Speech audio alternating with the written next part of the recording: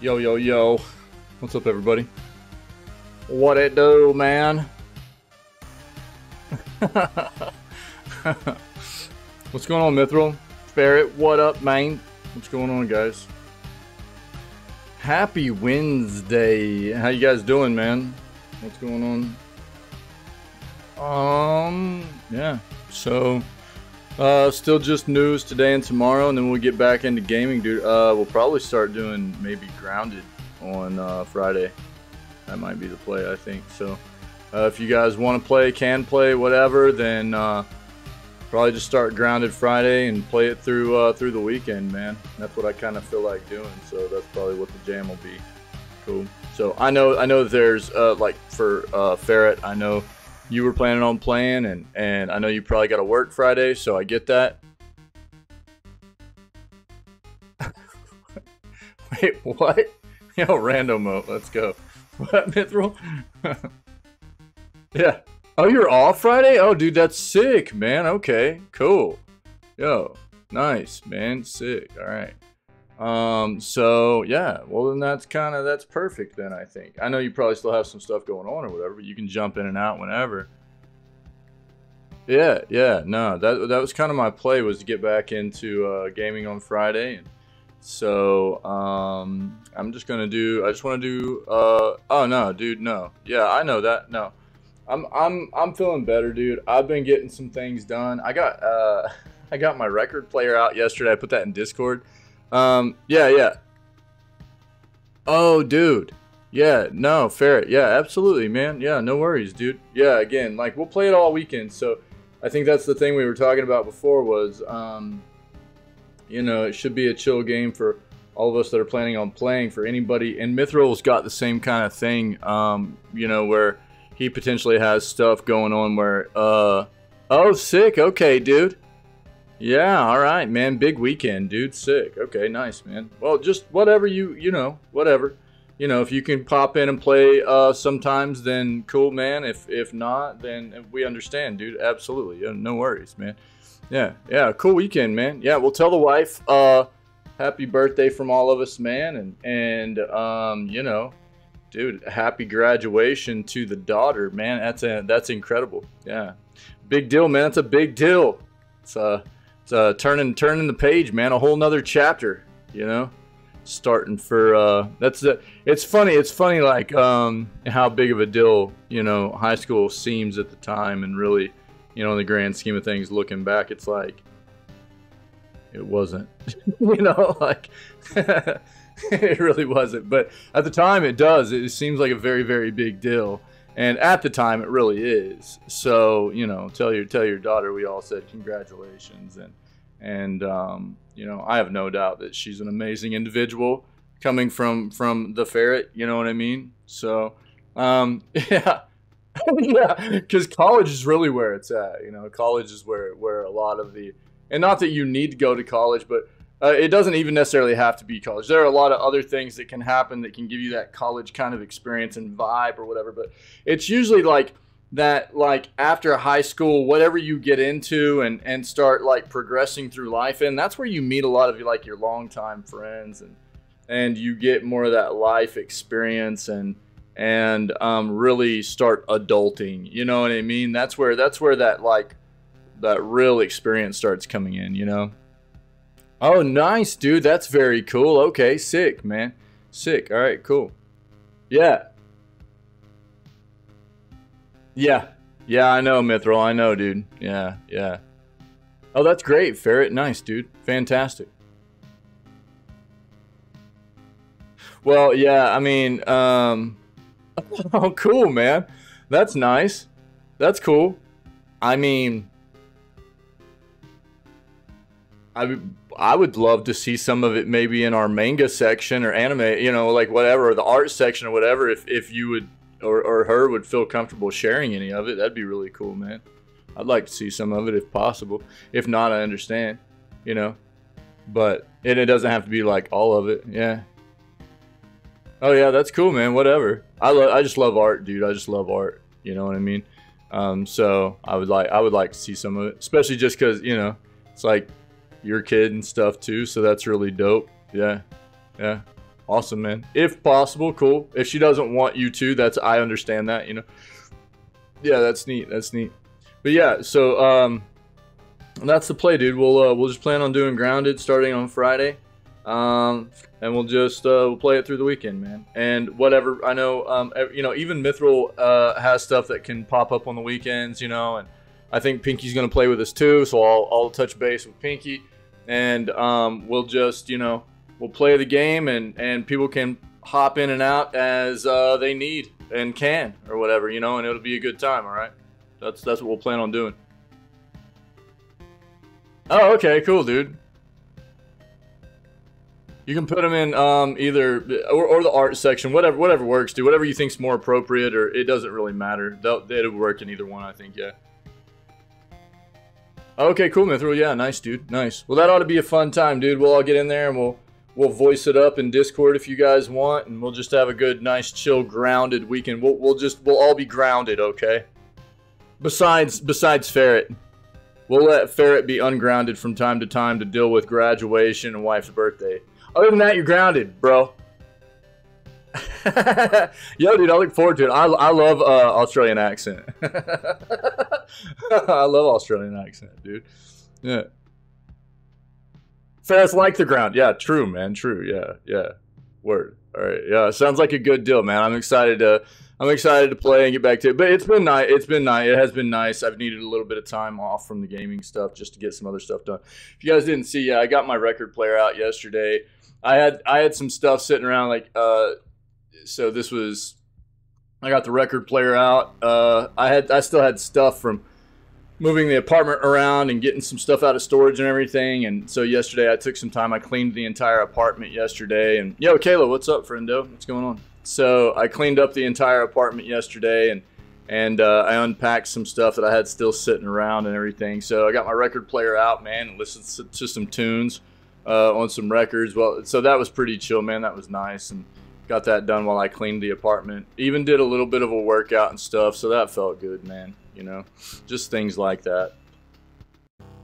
So yeah, let's we'll plan on that, and dude, we'll play games. We'll play Grounded all weekend. That ought to be good times, and I'm excited to get back to gaming on Friday. But for today, let's go ahead and dive into the video gaming news stuff, man. Let's get it. Let's see what's going on in the world of gaming. Just real quick though, this is what we're listening to this morning. The Loop Hero jams. Yeah, I know. Just a little bit out. You can't tell this tan, bro. You don't see my tan, Doug? No. You get blinded by my skin, dude. The reflection from my lights, dude, probably blind you if you look too close. You might have to pull the brightness down on your screen. That way the reflection off my skin doesn't blind you.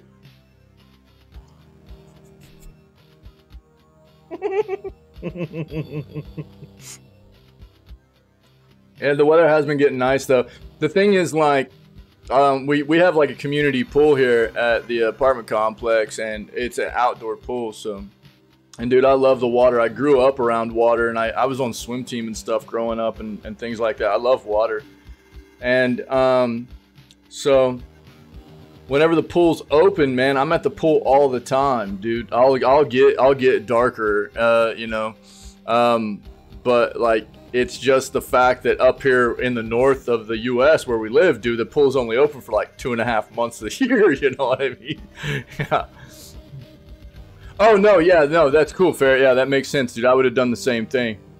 Yeah, Mithril. Yeah, I was the same way. I mean, even though I grew up landlocked, but we grew up with a lot of lakes and rivers around, and I had a lot of relatives that lived, you know what I mean, had like boats and stuff like that. We didn't have one, but I had uncles that had boats and things, and we would go out on the lake all the time, and I just always grew. I was always in the water, man, just always in the water.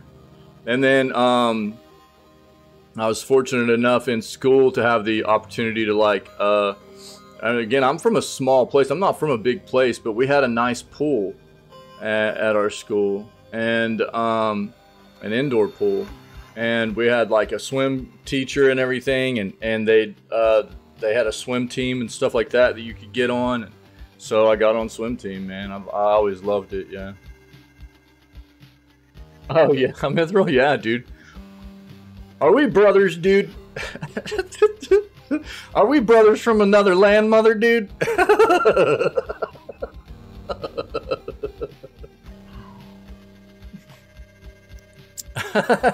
Maybe. Yeah. Well, yeah, and dude, I've been lucky enough to move around a lot too, and I've lived on the West Coast of the US and the East Coast of the US. I lived a lot longer on the West Coast. But dude, up where I lived on the West Coast, that water was cold, bro.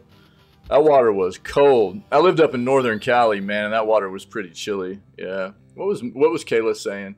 I missed some just working, trying to stay out of my head. Listen to the Basement Yard podcast. What is that, Kayla? What's the Basement Yard?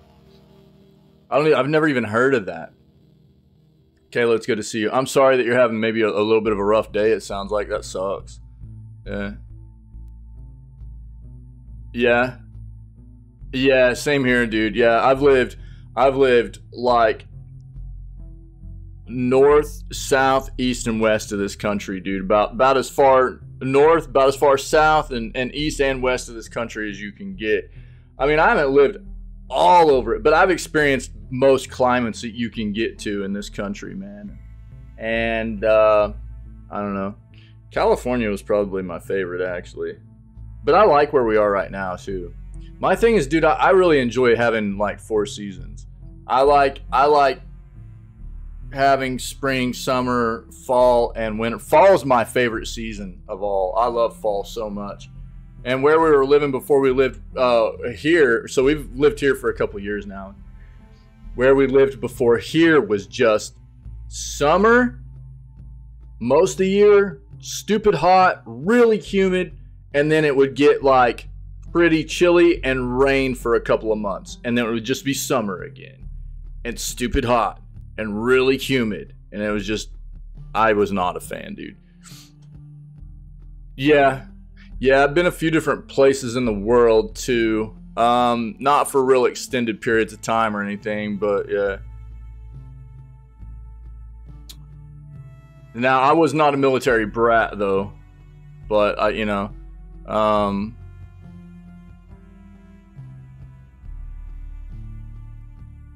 want to know what the basement. What does it say? The Basement Yard podcast. I need to know what that is, man. Yeah.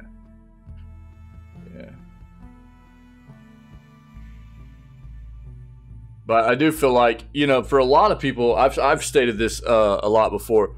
Moved for work, moving to university is just a self-supporting sense. That's good, dude. That's great. Yeah. I think for a lot of people, no matter where you live, what country, whatever, I think that even if it's just within your own country, but especially, and it depends because certain countries are very big and they're multicultural and stuff, and some are not as big and don't have quite as, a wide range of cultures and stuff. But I think the more that somebody, especially when they're a little bit younger, like a young adult, the more they can move around and experience different cultures and stuff like that. It doesn't mean that you have to totally incorporate those cultures in your life, but to be immersed in them for a little bit and understand where other people come from and who they are. And the more you're able to immerse yourselves in those kinds of environments, I think the better you're able to understand why it's okay for people to be different, and it's just, I think it gives you a better worldview, I just think it's a great thing. Some suck, some are great. Hey, brother, here too, dude. Yeah, same here, dude. Same here. Yeah. Just a guy who used to do vines and videos about people at Walmart who currently has one of his best friends to co. Oh, okay. They're just stupid. Word. That sounds like my kind of jam. That sounds like my kind of jam. Yeah, for sure. Just stupid. That's what my Twitch name should have been, actually. Probably. Just stupid. Just 3head maybe would have been better.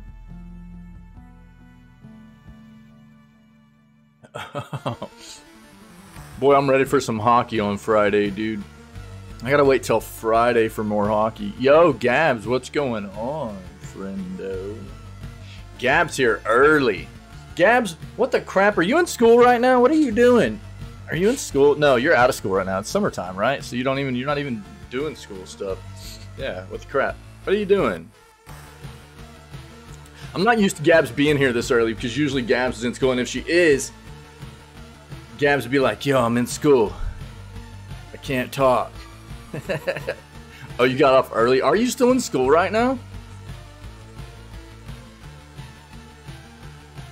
Well, that's cool. You got off early. Nice. Sick. It's good to see you, Gab. Oh, you're going on the train going to Grandma's? Yo, tell Grandma. I said, what's up, Grandma? I was called, I had a grandma. My grandma had a dope name, too. Well, I had a grandma named Veda. Veda. It's not a very common name here. V-A-D-A. Grandmas are the best. Yeah, yeah. Mine are gone too. I had Meemaw. I had Meemaw. Yeah, don't think I've heard that name. Yeah. That was my grandmother's name, Veda. Almost like Vader. You know what I mean? That's why I always thought it was dope. Yeah, like Vader. Yeah, but it was spelled just V-A-D-A. Grandma Veda. Veda. V-A-D-A. Yeah. And I don't even know, to be honest, now that I think about it, I don't know if it was like short for something. That's just what we always called her. I think that was just her name, dude, was Veda. Yeah. Oh, yeah. Oh, really? Ferret word. Yeah. Yeah. Yeah. My other was my Meemaw. My Meemaw.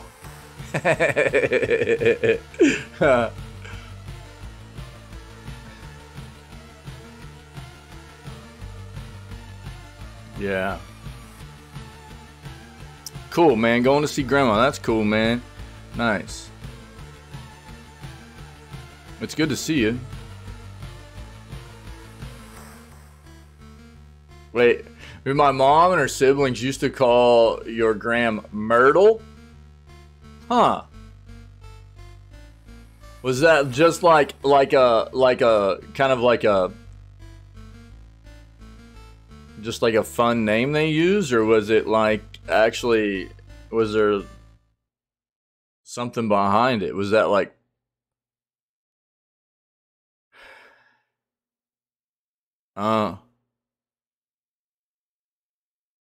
yeah, I hear that, Kayla. Yeah, no idea. Yeah, that's what I was just thinking too about Veda. Like, I think that was just her name.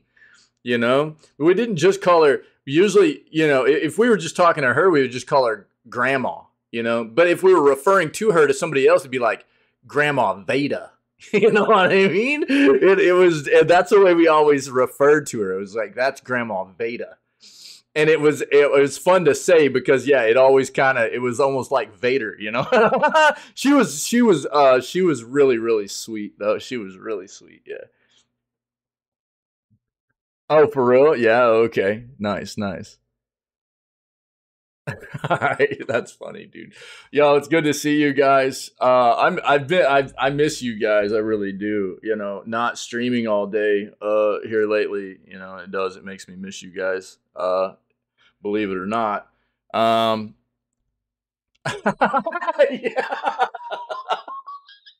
Yeah, exactly, Gabs. Yeah.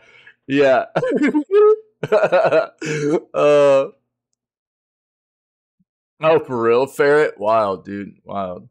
Oh, wait. I am your grandmother. Right? Let's get into this gaming news, dude. Let's get into this gaming news. We were listening to Loop Hero this morning. The game's dope. Soundtrack's dope. Check it out. Word. Let's go. Let's go, dude. Oh, wrong one, dude. My bad. I'm still kind of Needing a lot more coffee. All right, Kayla. Oh, I hope. That's funny, Kayla. That's funny. Kayla, have a good day. I hope you start having a bit better of a time, you know? Uh,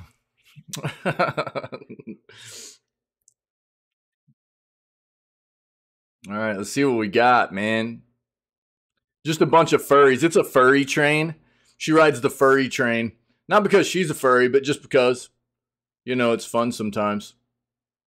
Right? So, um, not that you have to be a furry to ride the train, but mostly it is furries, right? That's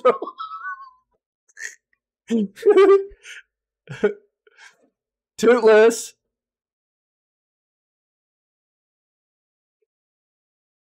What?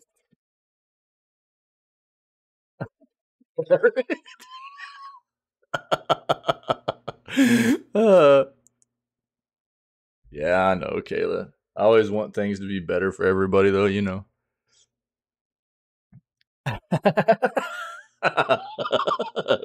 Mitchell said, "Wow, dude, rides." Right, right, right, right. Yeah, yeah, yeah, yeah. Let's dive in here, dude. Let's see what's going on in the video gaming world, man. Um,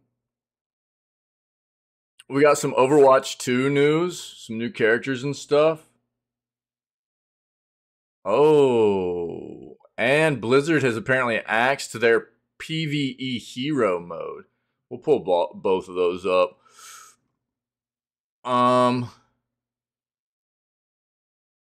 Looks like there's also about 17 PS5 and PS4 games leaving PS Plus soon, so we'll take a peek at that. All right. What? And dude, a 12-year-old drinking just smashing out some liquor on the train, huh?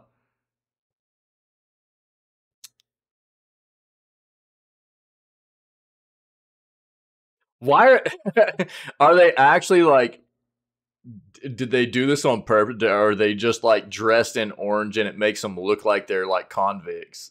Is that the case? They're just like wearing orange outfits and it makes them look like, or are they actually like like wearing costumes?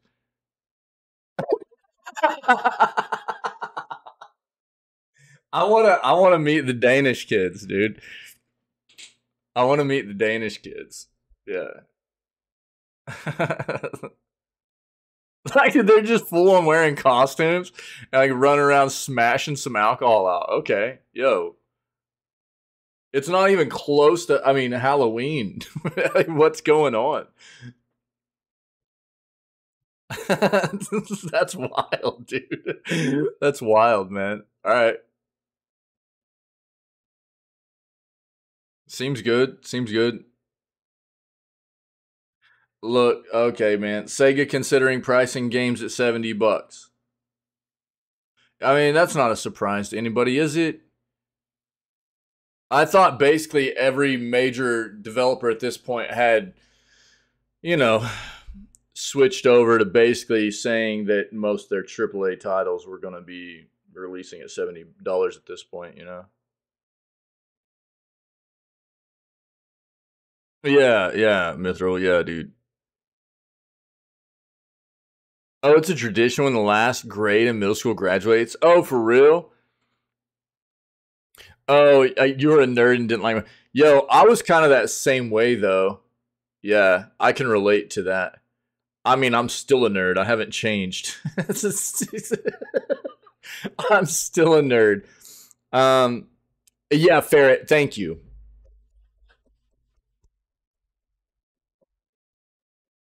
You can't hear my clap because my software that takes care of all my background noise gets rid of my claps unless I do it while I'm talking, so you can hear my claps. Ferret, this claps for you. Thank you, sir. Yes, absolutely. Yep. Uh huh. Yes. Yeah.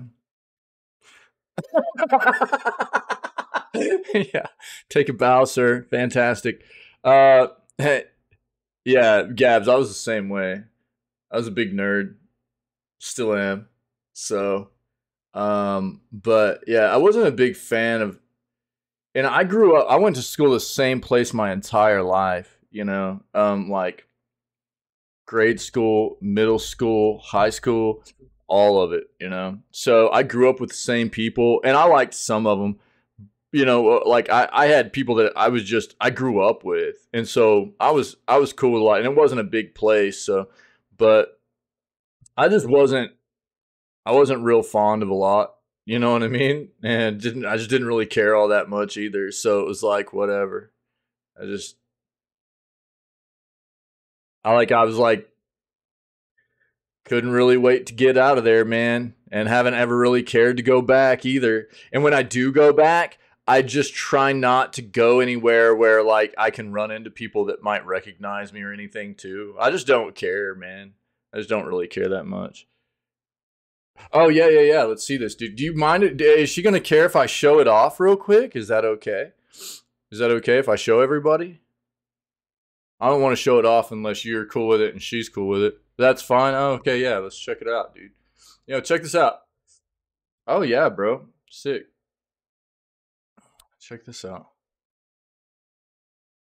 This is some of Ferret's kids art, dude. Nice, man. Yeah, fantastic. Ooh, catch it. Gotta catch it, dude. Yeah, that's great, dude. Nice. And GG's, man. That's great. Yeah, yeah. Yo, where's Haunter though?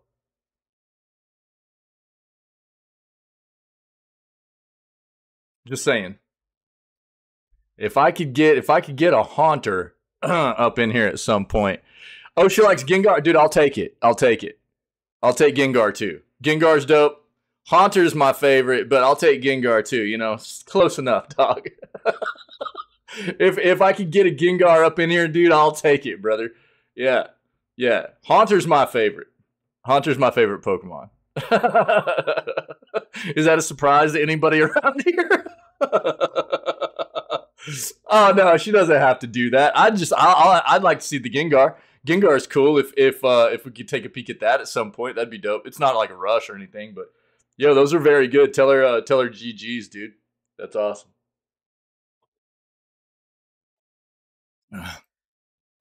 Oh, Leafeon. Okay, word. Yeah, nice. She probably has a Gengar drawn somewhere. Yeah, word. All right. Yeah, right on. Yeah, I like Haunter a lot. Haunter's always been like my favorite. Um, I like the ghosty Pokemon. I like the dark and the ghosty Pokemons, dude. I think they're fun. Ferret, hide your daughter, dude. Gabs is on the prowl. Oh no.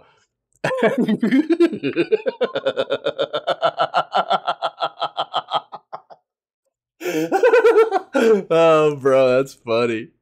Oh, that's funny, dude. Oh my god. Started high school, been becoming much more confident. Yeah, I never had. I don't know, man. Like I was always pretty good at like exuding confidence, but I had like internal issues of like I really struggled with self confidence quite a bit. I was a really late bloomer. I matured really late and stuff, so I was really little for a lot of high school, and so that really, But I presented a pretty good front, so I don't know. It was a weird situation.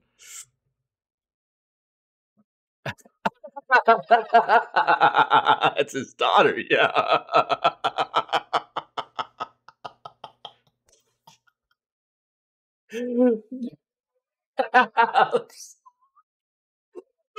Dude, that's so funny.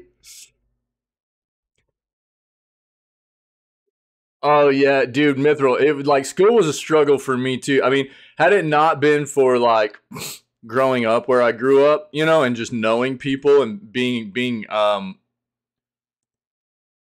growing up with those people, it would have been much worse. But dude, school seemed like just a test of survival all the time growing up. And I'm talking, dude, from like late grade school all the way up through graduation. It was just a test of survival all the time. And it was stressful, man. Even in a small like rural place for me, you know. I mean, it was like it was brutal. There were some people, man. There were some people I grew up that were like that I went to school with that were just got obliterated on a daily basis, man. Not by me, but by a bunch of like other bullies in the school and stuff like that, dude. And it was terrible, dude. It was terrible, and it just felt like you were always, you know, struggling to survive, man. It was terrible. Oh yeah, yeah, dude. No, no. So that was more like a self-defense situation. Yeah, towards the end of grade school. Yeah. So Gabs has heard me tell the story about my first fight. So again, even by the time I was hitting late grade school, I was already starting to be smaller than everybody else. And like I said, I just matured late. So even as like a sophomore, so to give you an idea, like sophomore in high school, I was only like 5'1", and I only weighed like 85 pounds or something. I was really, really little, even like halfway through high school. By the time I graduated, I was 6 foot tall, but I just matured really, really late. But even by the time late grade school hit, I was already becoming, you know, smaller than most of the other guys. And we were like on the playground, like fifth grade, I think it was. So we were just about to hit middle school. I had gotten into like a kind of a bit of a shoving match and an argument with a guy playing American football, right, on the playground one day. I went home and told my dad. My dad was like, if anybody starts trash with you, he's like, bop them in the nose. He's like, don't let them hit you first. He's like, you hit them first. He's like, if school has an issue with it, I'll take care of it. Don't worry about it. My dad was just like, he was just teaching me to protect myself, man. That was it, you know. That was all. That's all it was, and it was actually a dude that it was like probably I don't know. Within the next week, man, it happened again. I got into it with a guy on the foot. I said something. There was some like pass interference or something, and I called it. And a dude ran up and like pushed me in my chest, and I just bopped him in the nose, dude, and like broke his glasses and stuff. And funny enough, it's one of the only people that there are very few people I still keep in touch with back home. He's one of them. We're still pretty good friends. So, yeah, I mean, we grew up together and everything. But that's the thing about, you know, I feel like for me, and I think, you know, quite often a lot of the guys I've known and grown up with and been around and stuff, usually if you get into it with another guy, basically is after something like that happens, it's usually squashed. It's usually, you know, it's done for. You guys are like, all right, man, that's it. It's over with. It's all good, whatever. You know what I mean? But yeah, that was the first time I ever got into a fight. But that was my dad was like, my dad was very much of the mindset. He's like, don't let anybody get the jump on you. You better get the jump on them. If they're trying to start crap with you, they get in your face or anything, he's like, you get to them first. You make sure you get to them first. Don't let them get on you. You know, my dad knew what was up. Mm. Wait, what? There's an old man staring at you? Gross. Oh, for real, Mithril? Yeah. That's not a bad thing to have never had a fight. I mean, look, dude, violence isn't like the answer or anything, but there's something to be said, I think, for people standing up for themselves, you know. But I also think that the better way to be able to stand up for yourself is to talk a situation down, to know how to de-escalate a situation. I mean, like, looking back on things, and that's not always an easy thing to do either, but to de-escalate a situation verbally is the better way to be able to do things. But that doesn't always work either. And then if you can have the skills to take somebody down without really harming them, you know, to have the you know,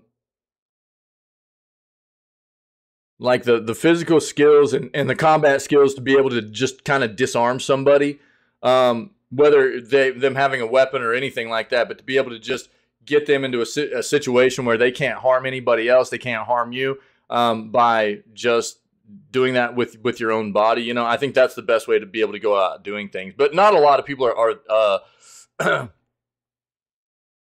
that knowledgeable in those kinds of arts of physical force and stuff like that, right? So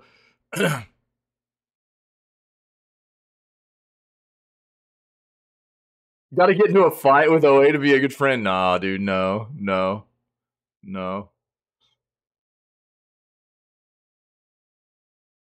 Welcome to the fatherless.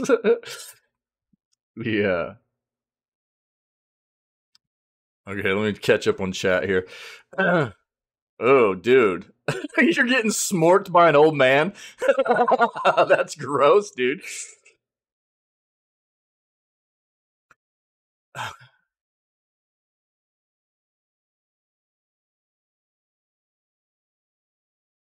Never had a fight, so never found out what was after. Yeah, I mean, yeah, I mean, my high school was like kind of brutal. It was just there. I don't know, man. It just seemed like there was just constant turmoil, constant conflict. People were just always fighting, dudes and women. Like it's like it didn't matter, man.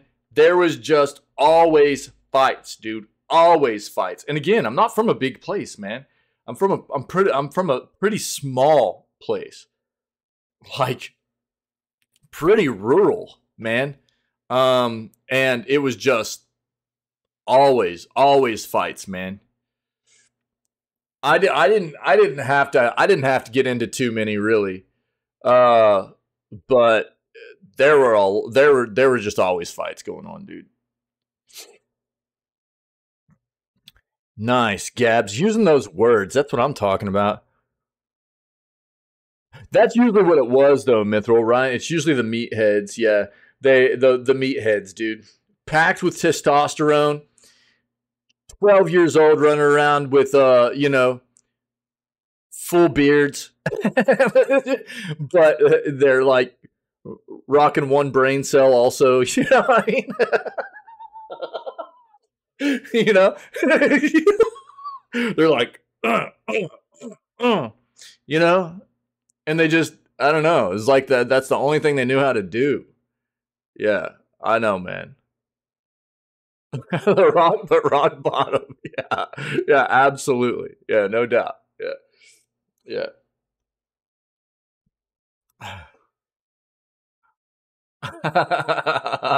That's funny. All right, let's see what else we can find here. Yeah, yeah. I experienced a lot of that, dude. There was a lot of that. Yeah.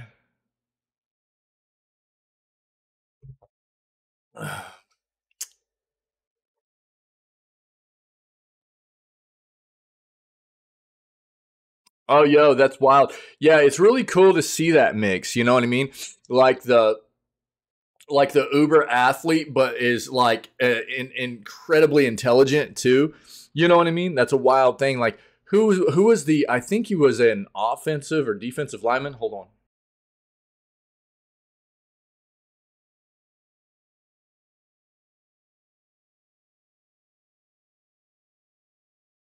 I think he was a offensive or defensive lineman in the NFL for a good amount of time, and he was going to like medical school the entire time too. And now he's like a full fledged like doctor or surgeon or something. You know, um, only sport he played was tennis. Where tennis is a good sport, man. Tennis is a good sport. I never got into it, but I tried playing it a couple times. Oh, it was terrible. Okay, take it easy, Caps. Bye. Yo, watch out for that old man, dude. That's scary. I don't like that. Yeah. Full court swish often. Swum heaps. Yeah, the swum heaps, dog. Yeah, I know exactly. Yeah, the swum heaps. Mm-hmm. Bro, what are swum heaps? That sounds like one of those like crazy dangerous animals you guys would have over there in Australia, dog. Not a sport.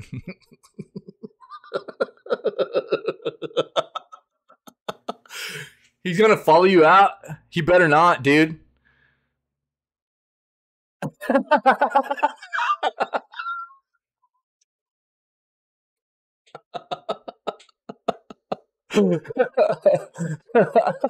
Swam heaps. Yeah, I think it swam. Yeah, yeah, swimming. Yeah, yeah. He just meant he was swimming a lot. You know what I mean? Yeah. But if you look at it, like just look at it. Yes. Beat him verbally. There you go. Well, I mean, if you need to get physical, get physical. Don't you know, that's scary. Get your phone out and record. Get your phone out and record. That usually will push people away, you know? Yeah, get your phone out and record. Yeah. That's funny, dude. Swum heaps. That definitely sounds like a dangerous animal, though. You know what I mean? I mean, come on, man. Really? You can't deny it. You can't deny it. Those dang swum heaps, dude.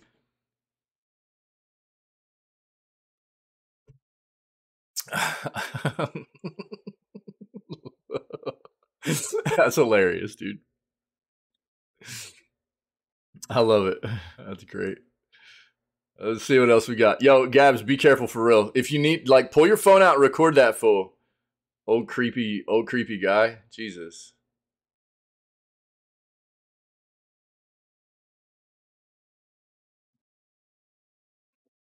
That's funny, dude. Uh-oh. Uh-oh. The gaming shelf wakes citizen sleeper? What's this? Yeah, for reals. Yeah, do be careful. Yeah, like I said, I mean, quite often if you start, even you can even not be recording, but act like you are recording people and they'll just like leave. You know what I mean?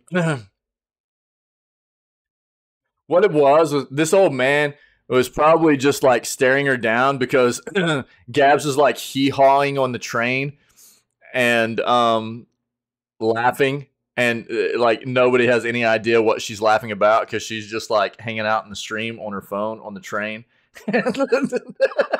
And she's like hee-hawing, and everybody's just like staring at her, and she's like, this old man's staring at me.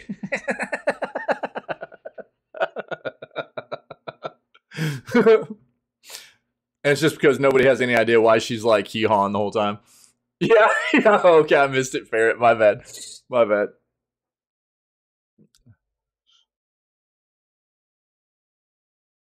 Oh, an anniversary box set, dude. I want to play Citizen Sleeper. Actually, this looks pretty wild. Have you guys played this? Has anybody played Citizen Sleeper yet? We'll look into this. Oh my god!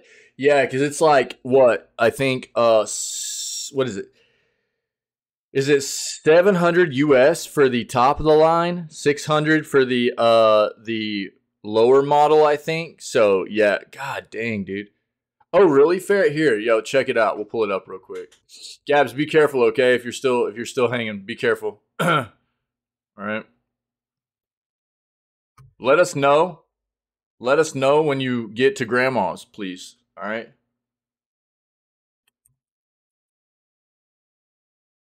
Citizen Sleeper, bro. Check it out. Oh, so by the way, also just as a tidbit before we start off here, so it's currently 97% recent of 142 user reviews all time. Of over 3,000 reviews, it's 94% positive. It's a notable game. It came out about a year ago, May 5th of 2022. Right? Yeah, it's a good sign. It's been notoriously kind of talked about through the gaming industry since it came out as a very good game. I've been wanting to play it. Dreaming again? It's a sleeper game. There you go. Every cycle it looks dope, dude. It looks really good. You roll your dice. So it's got like the whole like RNG aspect to it. You can see you're like rolling dice and everything, right? You turn up for your friends, or you don't. That's life on the eye.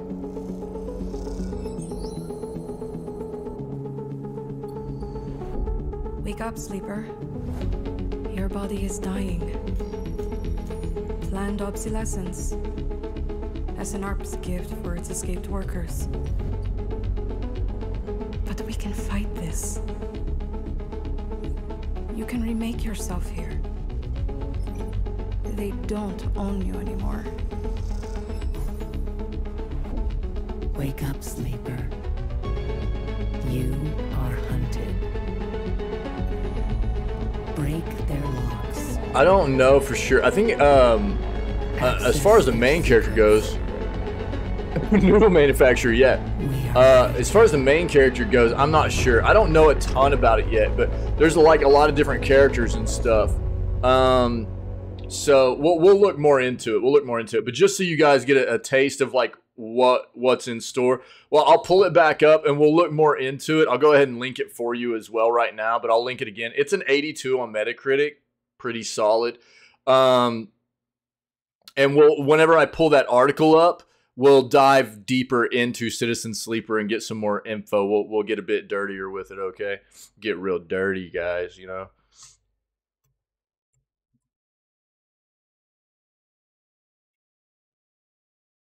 But we'll take a look. It's been, again, I mean, it's been reviewed very, very well since it came out a year ago, and I'm really interested in playing it.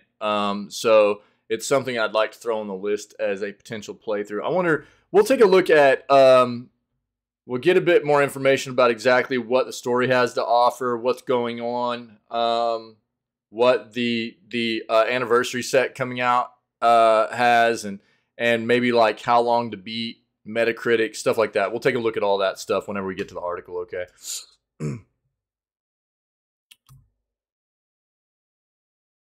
We've already got that up.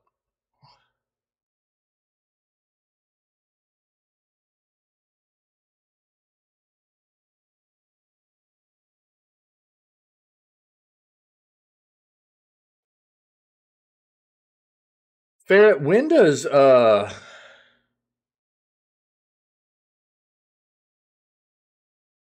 Land Wars kick off again?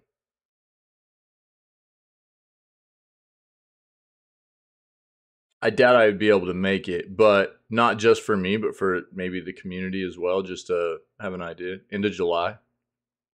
Okay. Cool. Thanks, man. That's coming quick. Are you gonna be able to make it? Are you gonna go? I'm guessing, right?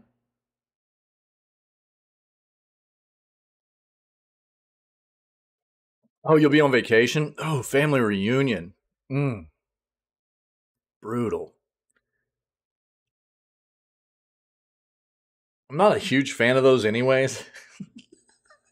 I'd probably, personally, for me, probably rather be at Land Wars. Thursday, July 27th through Sunday, July 30th. Okay, cool. Nice. Okay. I'd rather be at Land Wars. Yeah. Yeah, sorry, dude. Sorry, man.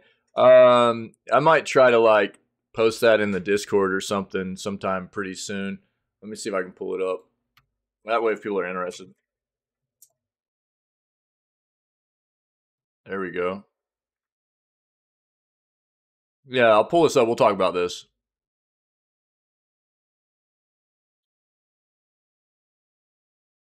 Oh, it's a 25-year anniversary? Is it really?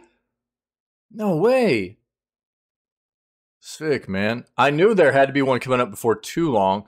Yeah, here's all the info. They got the countdown, 71 days. Dude, 71 days is going to go quick. It's just a couple of months, man.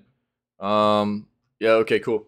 We'll talk about that this morning, and I'll pin that link. I'll post the link in Discord, and I'll pin it in the main channel too. That way it'll be there.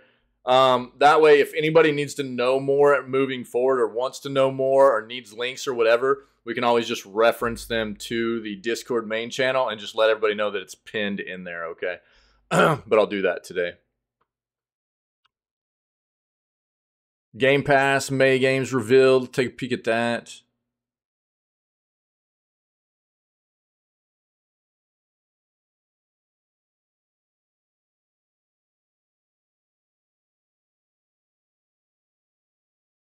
Yeah, I know. Yeah. I recall you talking. I mean, because that's where, you know, not too long after you, or like right around the time you came into the channel. You know, that's what you were doing, was the land war stuff, and we had a lot of conversation about it and everything. I didn't even know anything about it until you came in here, man. So, but yeah, I knew that you were a big part of it for a long time. Yeah. So here's the thing.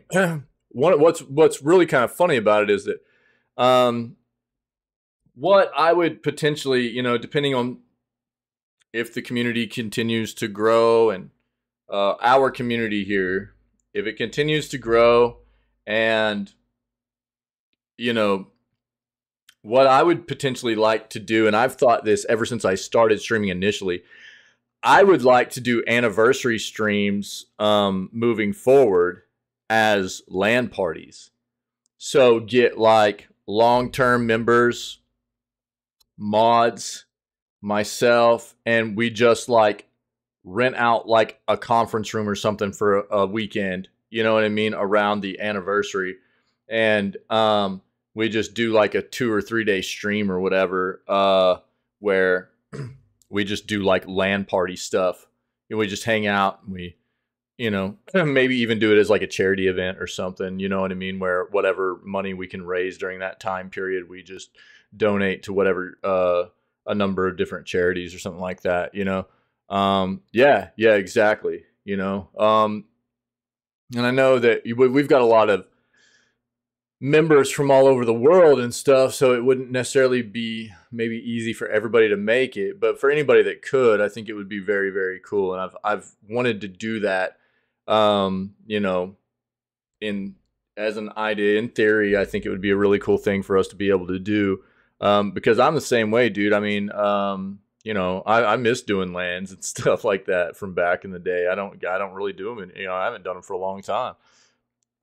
Yeah, I know. Yeah. I know that. And look, I mean, I say this to everybody all the time. I don't expect anything out of anybody around here. All I could ever ask and just be appreciative of is people being here and being a part of what we do.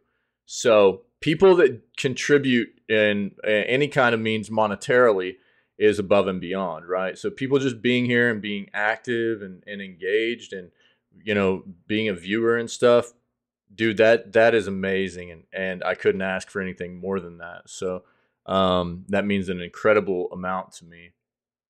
So anything that happens above that is just, really kind of leaves me at a loss, because it's just I don't know, for me to be able to do this and to share my love of what means so much to me in the world, something that I'm very passionate about, and for other people to enjoy my content enough to want to support that in a monetary fashion is really incredible, But it's just having people contributing as a viewer, a number to this is and being a part of our community is all I could ever ask,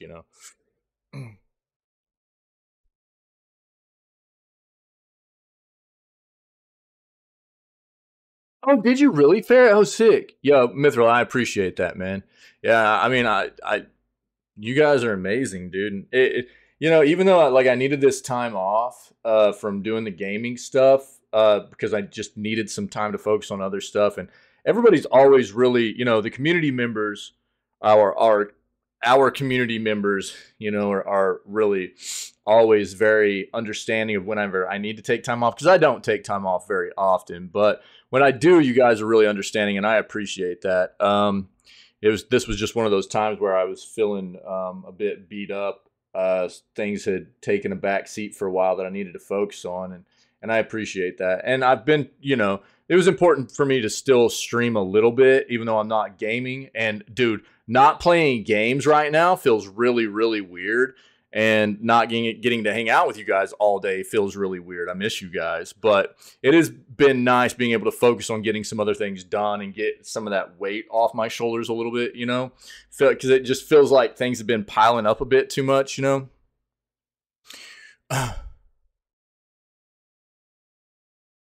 Right. Right, Ferret. That's the way it should be too.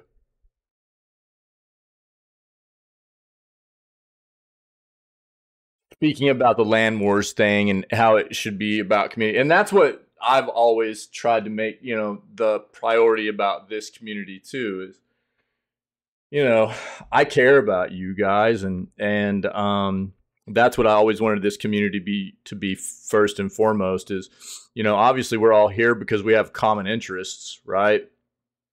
But really it's about being understanding of one another and accepting of one another and just being a caring, involved community that supports one another. And, you know, life can get brutal sometimes and crazy and, you know, cheering people on when they're doing well and lifting people up when they're having tough times. I think that's a lot of really what this community has always supposed to have been about for me. And if people don't fit in with that, that's fine. They don't belong here, right? I don't care. If they don't fit in with that and they can't, you know, they can't understand what that's supposed to be about, I don't care.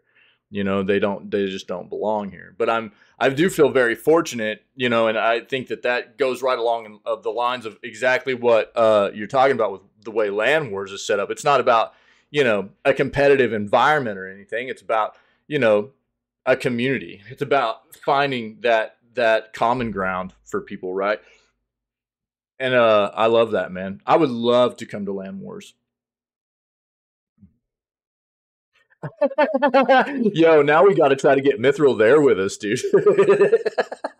Now we got to try to get Mithril there, and we'll have to present an award. You know what I mean? That would be awesome.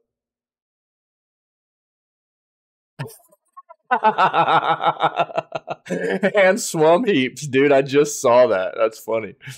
GoFundMe for Mithril to attend Land Wars. Yeah, dude. Let's go. I'm down. We'll have to set it up. Yeah, absolutely.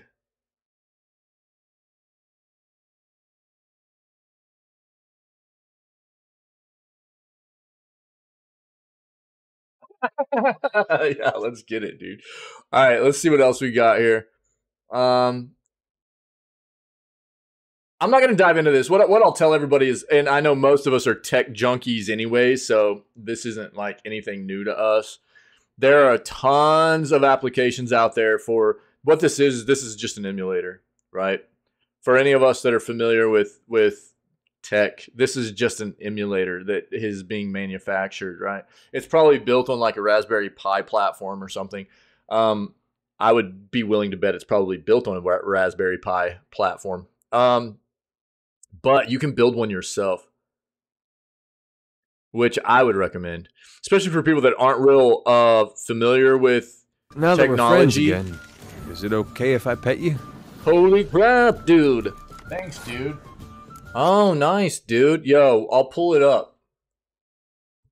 Hey, thanks, Tinwin. Tenwin just resubscribed 21 for flipping months, dude. 21 months. Thanks, brother. XD just 3 more months for 2 years. Yo, they probably have something on the Steam page Rising too, expansion but released today. Gloomrot is here. Let's go to their homepage and I'll pull that up. Yeah, they got the Gloomrot stuff. Yo, thanks, buddy. Yeah, cool, man. I might actually, I've been thinking here lately, and we'll talk about it more once I get back and we start playing games on the weekend. Dude, I might start focusing more on just playing more community-based games here coming up. Because I enjoy doing that. And so V-Rising might be something we play sometime pretty soon here. But I'll let you guys know. I've been wanting to play it for a while. And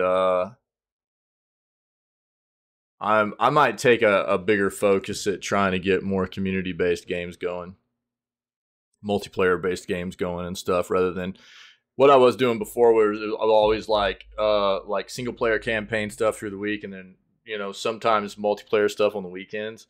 I might change that up a bit for a little bit in the future. We'll see. Timwin, thanks, man. Incredible, buddy. Appreciate it, dude. Longest sub in the community, by the way. As soon as we got our sub button in this channel, Tinwin, dude, that day subbed and has been on it ever since. 21 months, dude. We've had sub button now. It's gone so flipping fast, man. So Now, what I might actually do, I don't know. We'll talk. We'll talk whenever I get back to gaming on Friday. Okay, we'll figure some stuff out. I've still got things I'm kicking around and I'm not sure about, but by Friday I should have some things straightened out a little bit as far as what I want to do, and so but we'll have some conversations because your guys' input's important to me too. You know, Timwin, thanks, man. Yeah. And thanks for yeah, 2 years, dude, in 3 months. That's incredible, man. I need to make sure I've got the sub badges updated too. That's something I got to work on. Make sure I've got all that updated. But thanks, man. Incredible amount of support for such a very long time, man. I can't thank you enough, buddy. I appreciate it. Thanks for reminding me about this. We'll hit on this.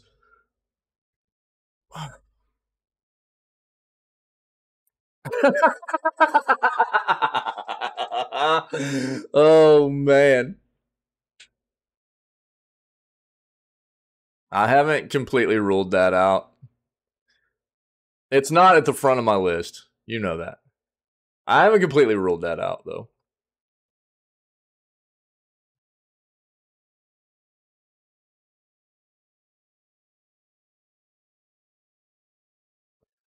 New mobile GPUs. Have you guys heard about this? Nvidia and MediaTek teaming up for new mobile GPUs.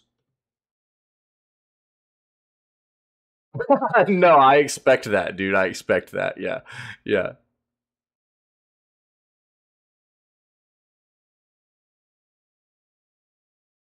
All right.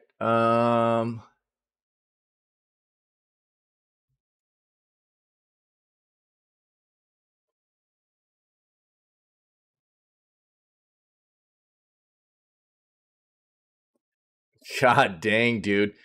So we already are aware that Ubisoft has 4 Assassin's Creed games in development right now. Apparently, there's probably more than that. I don't know that that's a surprise to any of us, but Jesus, dude. Can they just slow down? It's just kind of, I mean, I don't know. I guess for maybe Assassin's Creed fans, that's okay. For me, it just keeps pushing me further and further away from that series. It's just too much. How do you even start wanting to dive into the series when you can't? I don't think, I mean, you can't play anything else. I feel like if you want to dive into the Assassin's Creed series and like maybe taste all those games, you would just have to only play Assassin's Creed, dude. The at the pace with which they push these out and the number of which games they already have released, I don't know, man. It keeps pushing me further and further away from even wanting to like dive into these. I know that there are a number of games, and I've talked to, we have community members that have informed me that like being somebody that has never tasted Assassin's Creed, there are a number of Assassin's Creed games that are very, very good that I should at least try. And I probably need to do that. But man, they just don't stop, dude.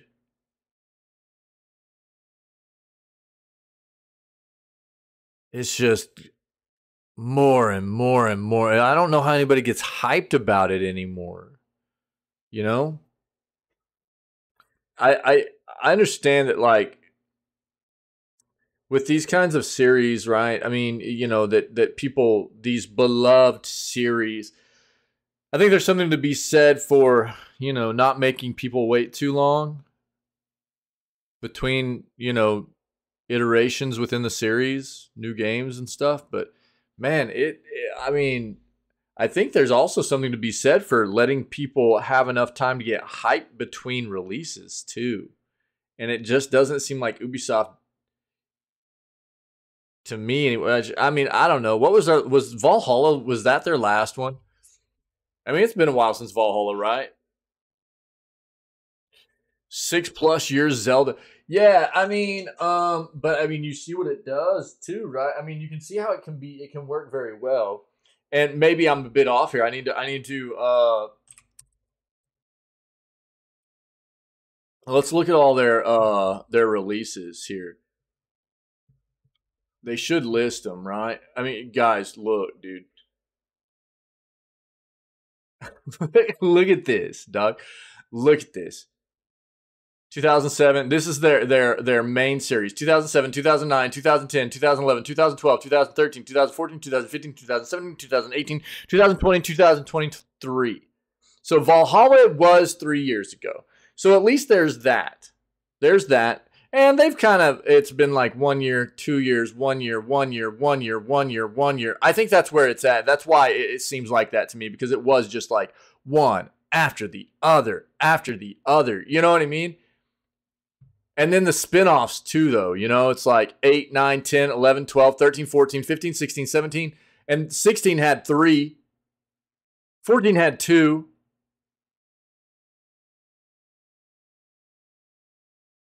Yeah, I know. And that's kind of what I'm getting at, you know. And well, it wasn't 6+ years for Zelda, was it? Breath of the Wild was 2018, correct?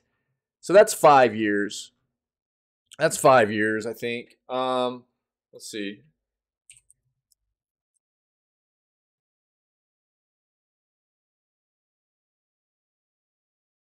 So Breath of the Wild. No, you're right, dude. It was 2017. Good call. 2017.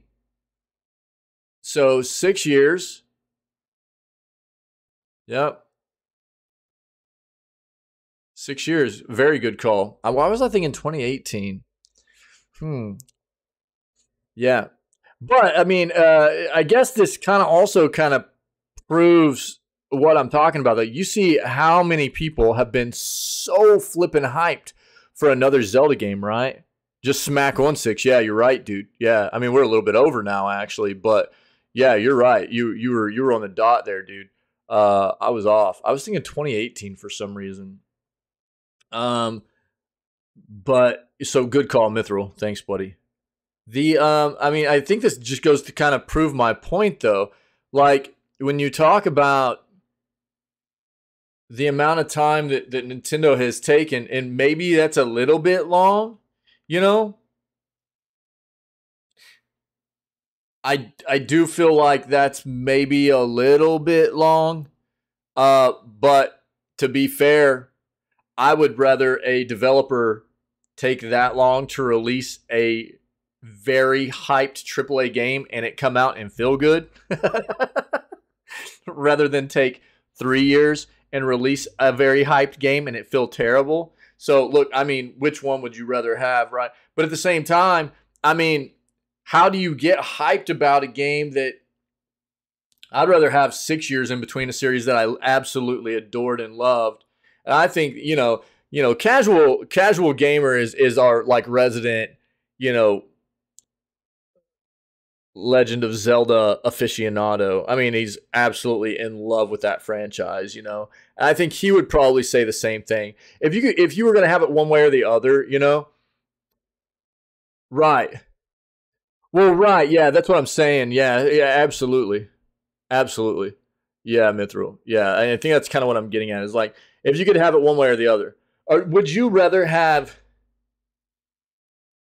a title every 1 to 2 years that was mediocre at best, usually, that you couldn't even really get all that hyped about? Or would you rather wait 6 years and have something that is probably going to be, you know, Cash right now is like blown away by Tears of the Kingdom, you know, and is just like losing his mind about it. You know what I mean?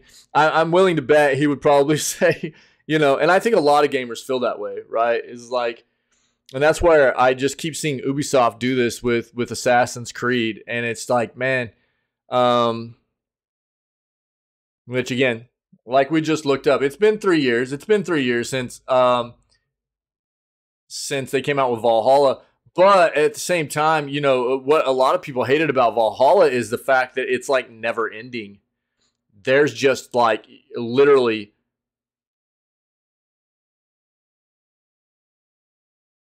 the fact that the game doesn't end really. You just keep going and keep going and keep going. Oh, see, that's another one of those things. That's one of those tough things, though, right? I mean, that's one of those. So I mean, we talk about Silk Song in here a lot right now too. I mean, myself and Tinwin especially, we talk about Silk Song a lot, and I think we're going to get some Silk Song info coming up within the next couple of weeks here, at the beginning of June, anyways. 3 weeks, about 2 to 3 weeks, we'll get some info on it. The follow-up to Hollow Knight, that's a very, very highly anticipated game. What was Hollow Knight's release date? What are we talking? 2019, 2018? I think it was 2019, right? Am I wrong? No,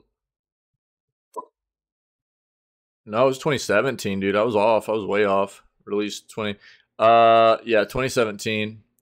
I had different releases. Yeah, that's probably why I was a little bit just up in the air. But yeah, for Windows, it was really 2017. So, but I think what was it? Was it 2019? Maybe that's when Silk Song was announced. Maybe that's why I had it mixed up. I think 2019 maybe was when Silk Song was announced or something. But that game's been in development for a long time now, and we haven't gotten very much on it, right? And so it's like, I think the Frostpunk 2 and the Silk Song, but that's all the same kind of situation. You've got these very, very good initial titles where they're trying to build off of it and create maybe a series here that people can look forward to being maybe a long-term kind of, title. But it's the developer knows that they need to be able to try and live up to that hype, and that's not an easy thing to do either, right? So I think for especially developers that care, I think that's one of those other things you have to take into consideration. I think Team Cherry really, really cares. That's the developer behind Hollow Knight and Silk Song, and those developers that really, really care and they really, really are passionate about these projects, they tend to take more time to try and make their games live up to the hype, Yeah. So I don't know. I think that Frostpunk 2 will probably live up, but I think that's where us as the game player and the consumer, we just have to be willing to give them that time. It's like, we would much rather you just take the time you need to make the game live up to the hype, live up to what we expect the game to be for a second iteration in these series or third iteration in these series or what have you.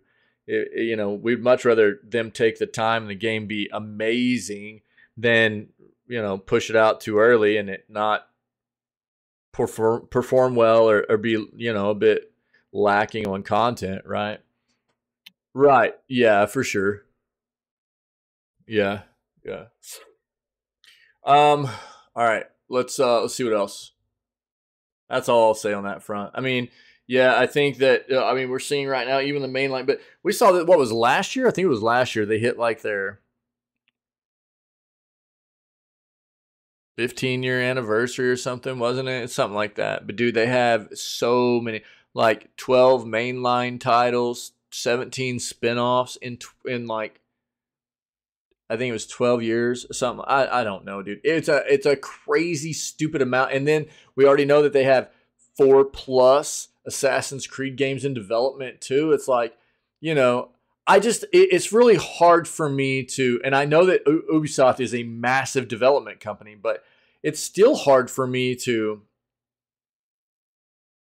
think that they're really pouring a ton of passion into this series whenever it's spread that far across the company, that many different projects, and that many different games in development over such a short span of time. It's like I don't know how you can expect to have top-notch quality and top-notch content.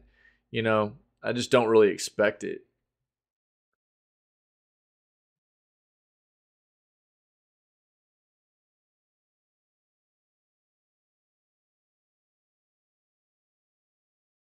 And to be fair, I mean, Ubisoft has, you know, kind of become known for not having the greatest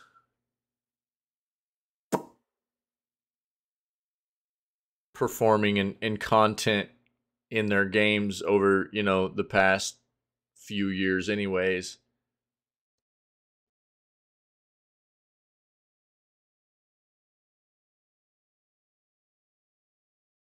All right, let's check our other search.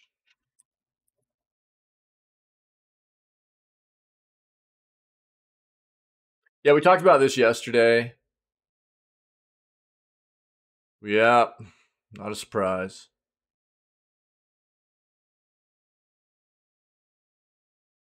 Switch's online Pac-Man 99 being delisted. I wonder why. We'll take a look.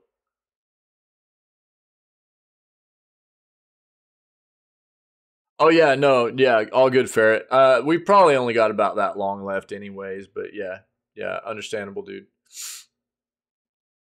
I'm really pushing through the search at this point. I know I miss you guys, dude. So not hanging out with you all day long gets me into some like.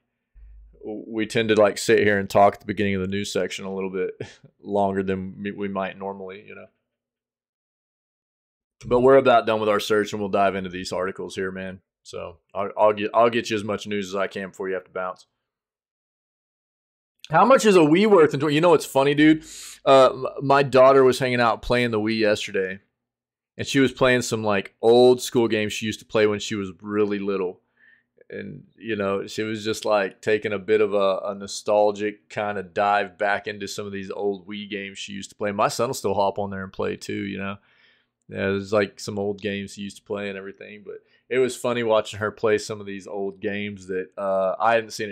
You know, it was kind of wild because God, time just flies. You know, these games that like she couldn't even hardly get through back when she was really really little.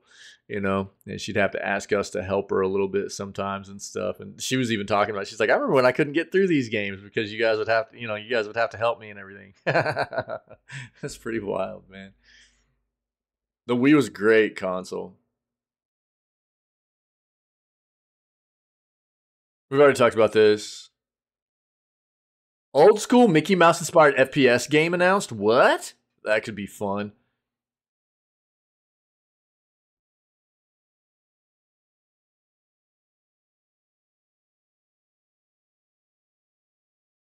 Wait, what is this for?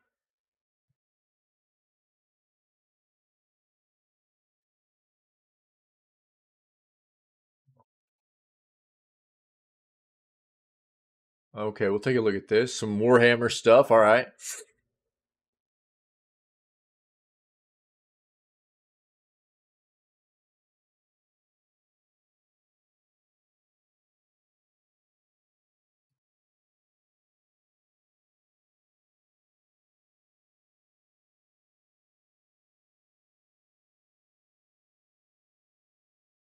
Jesus Christ, dude.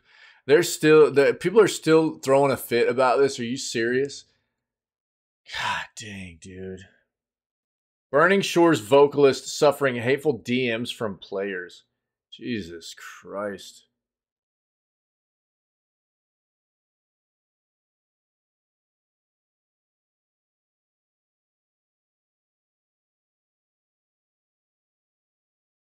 Yeah, I guess we'll hit on this again. I posted a clip. We touched on this not too long ago. It's actually insane to me that like people are throwing such a fit about the fact that like in the latest DLC, Alloy, you can potentially get into a same-sex relationship with Alloy in the game. And people are like blowing it up into this like, well, they keep shoving this crap down my throat. Dude, it's just a character being able to get into a relationship with another character. People are turning it into this big like, you know, issue of same-sex relationship, and you know, they're shoving the LGBTQ stuff down my throat and everything. Instead of just going, yo, it's just a portrayal of a person being in love with another person or starting a relationship with another person. I'll talk about it. We'll pull it up and we'll talk about it. God dang, dude. To the point of the person that does the voice acting behind the character getting hateful personal messages. You know what I mean? Like, what is wrong with people? It's just a voice actor, dude.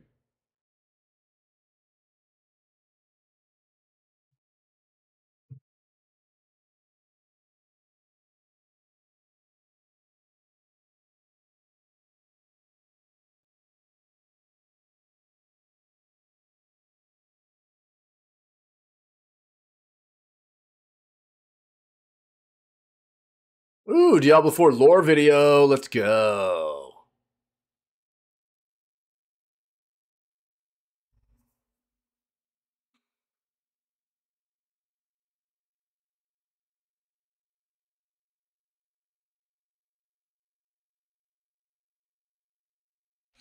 Assassin's Creed Mirage release date revealed in new leak. We had kind of already seen. I think that this was supposed to release like in September. We'll take a quick peek though.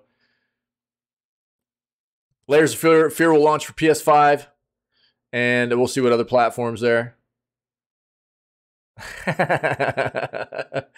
Yeah, Tears of the Kingdom's already running on PC with ray tracing, 1440p.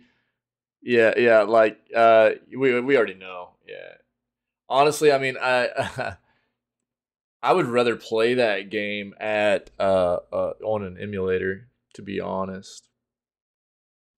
I think they've done an incredible job at being able to get this game to look and feel the way it does on the Switch hardware, but it's still not fantastic, in my opinion. And part of that's just because of how long I've been playing games on PC at high frame rates and stuff like that for such a long time. Some people aren't going to notice it. And I don't think that the game feels terrible or anything, but it's still noticeable to me a little bit. So I think playing it as an emulated game on PC could be nicer. Yeah, I don't know. I mean, I don't know. Like, again, I've given props to Nintendo. I think that what they've done for this game on that hardware is really impressive. I really do. But it doesn't change the fact that you're still playing an ARPG, an action game at a locked 30 frames. And I have noticed just a bit of drop occasionally. And ultimately, we've talked about this a lot. I mean, you know, getting up to 60 frames, especially from 30, is a pretty significant difference in certain genres, this being one of them. So if you can get up to 60 frames, and I think it would be a better experience. I really do. I think that any game, like in an action RPG, you know, or an FPS, third-person shooter, anything like that, I think that you just benefit from a higher frame rate. And I mean, the higher you go, the less that is noticeable. But, you know, especially there's a pretty drastic difference between like 30 to 60 and then, you know, still from like 60 to 90. So, I don't know. I think Nintendo needs to hurry up and get better hardware out. They're not doing themselves any favors. If they're trying to evolve their games into spaces like this, which we know Breath of the Wild was amazing, but it had the same kind of issues. It was locked at 30 frames. It had certain places in the game that lagged out pretty bad, and Tears of the Kingdom was going to have the same kind of issues. We knew that. It's still incredible what they're getting done, but that hardware it's old, man. They're getting impressive things done with it, but it's not modern gaming, right? Um yeah.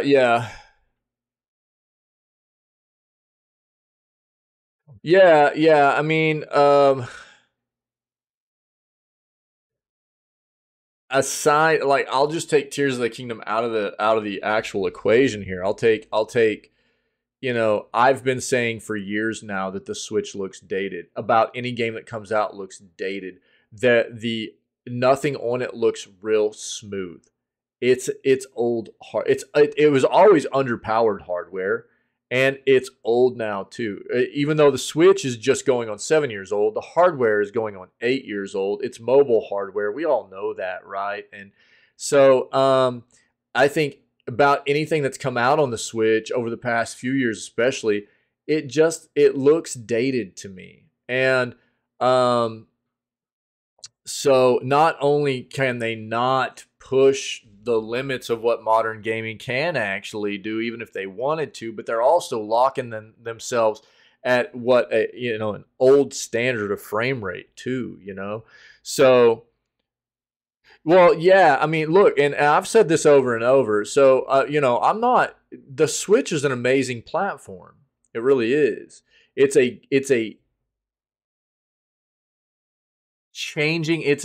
industry changing platform. It's an industry changing console.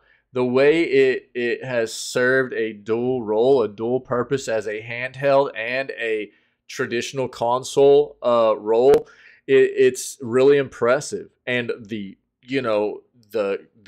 detachable controllers and all, I mean, it's an impressive feat, man. I am not dogging what the console ever has been.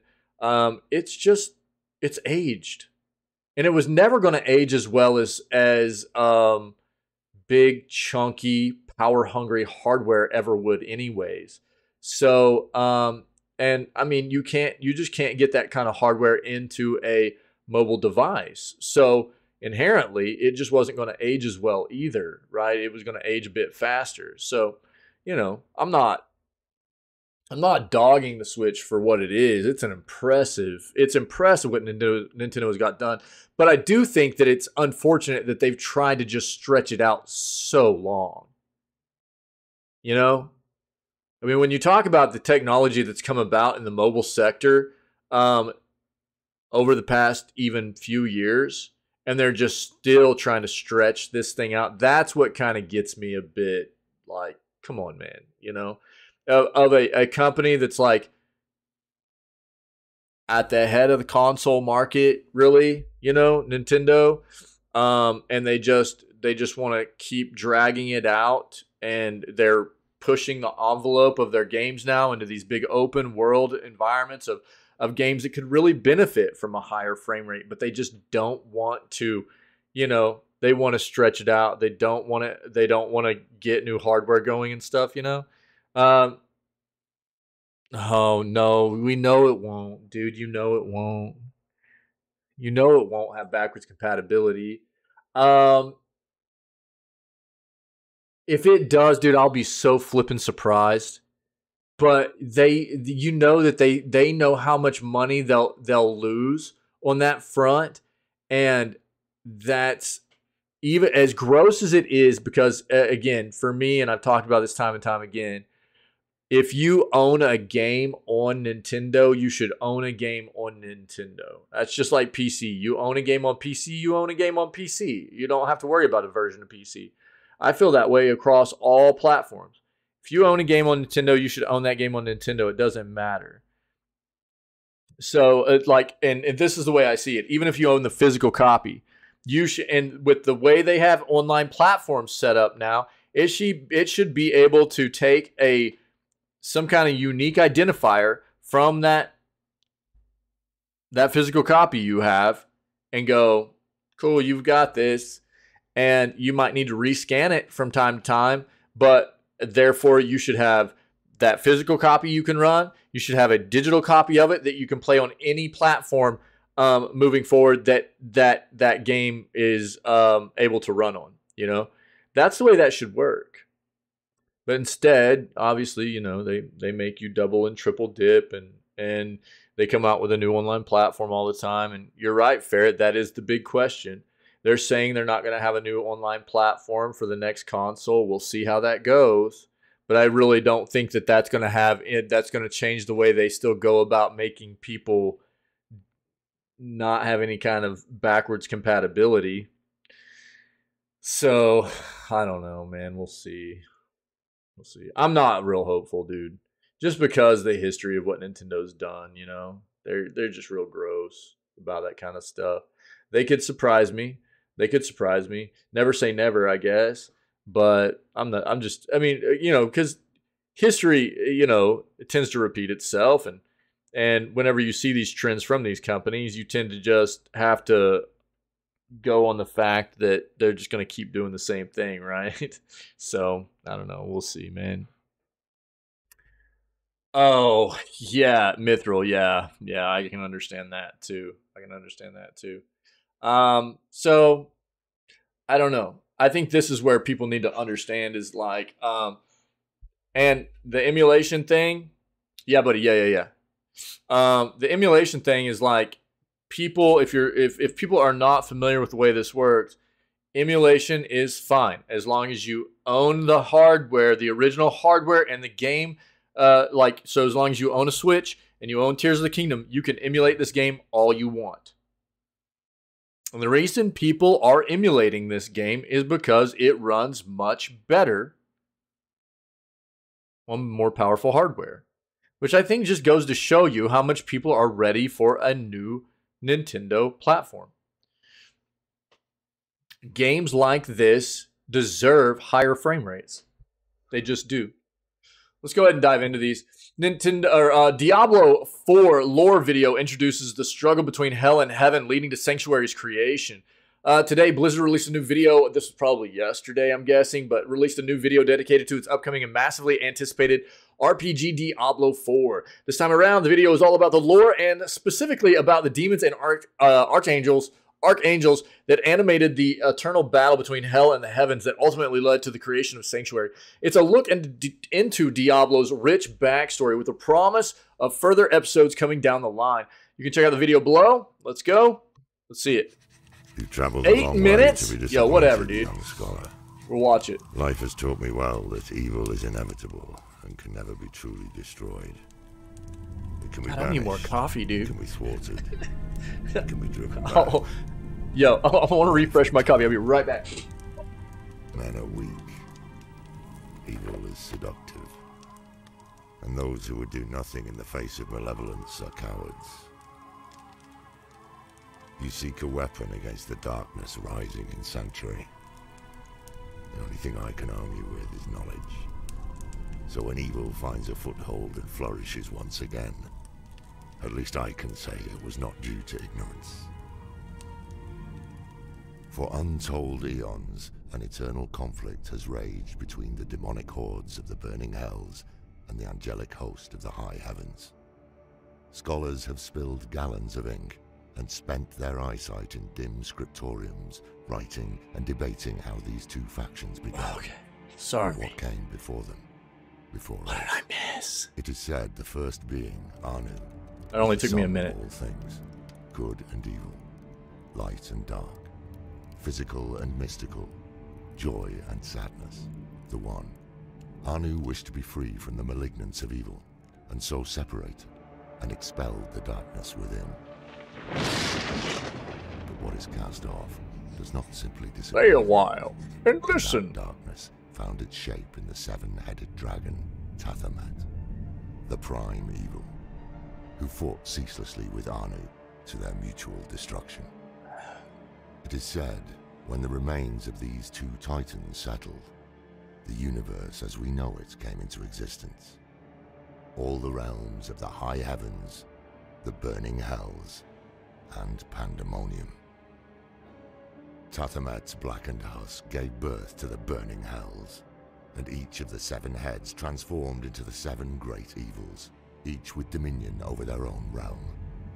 The three most dominant of these inherited the title of Prime Evil, feeding off one You got a link, dog? to maintain dominion and rule over the legions of the burning hells. There was Mephisto, Lord of Hatred, intelligent and cunning, Yeah, no worries. father of Lucian and Lilith, the mother of Sanctuary. Baal, Lord of Destruction, corrupter of the World Stone. And Diablo, Lord of Terror. As Deckard Cain once wrote, for as long as man fears the dark, Diablo will remain the most insidious and, I would argue, Diablo! the most powerful of all the evils. I feel...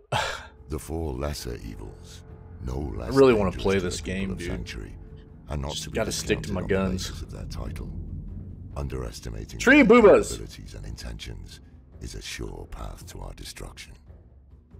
Belial, Lord of Lies, uses poisonous untruths to create an ever darker, fractious world.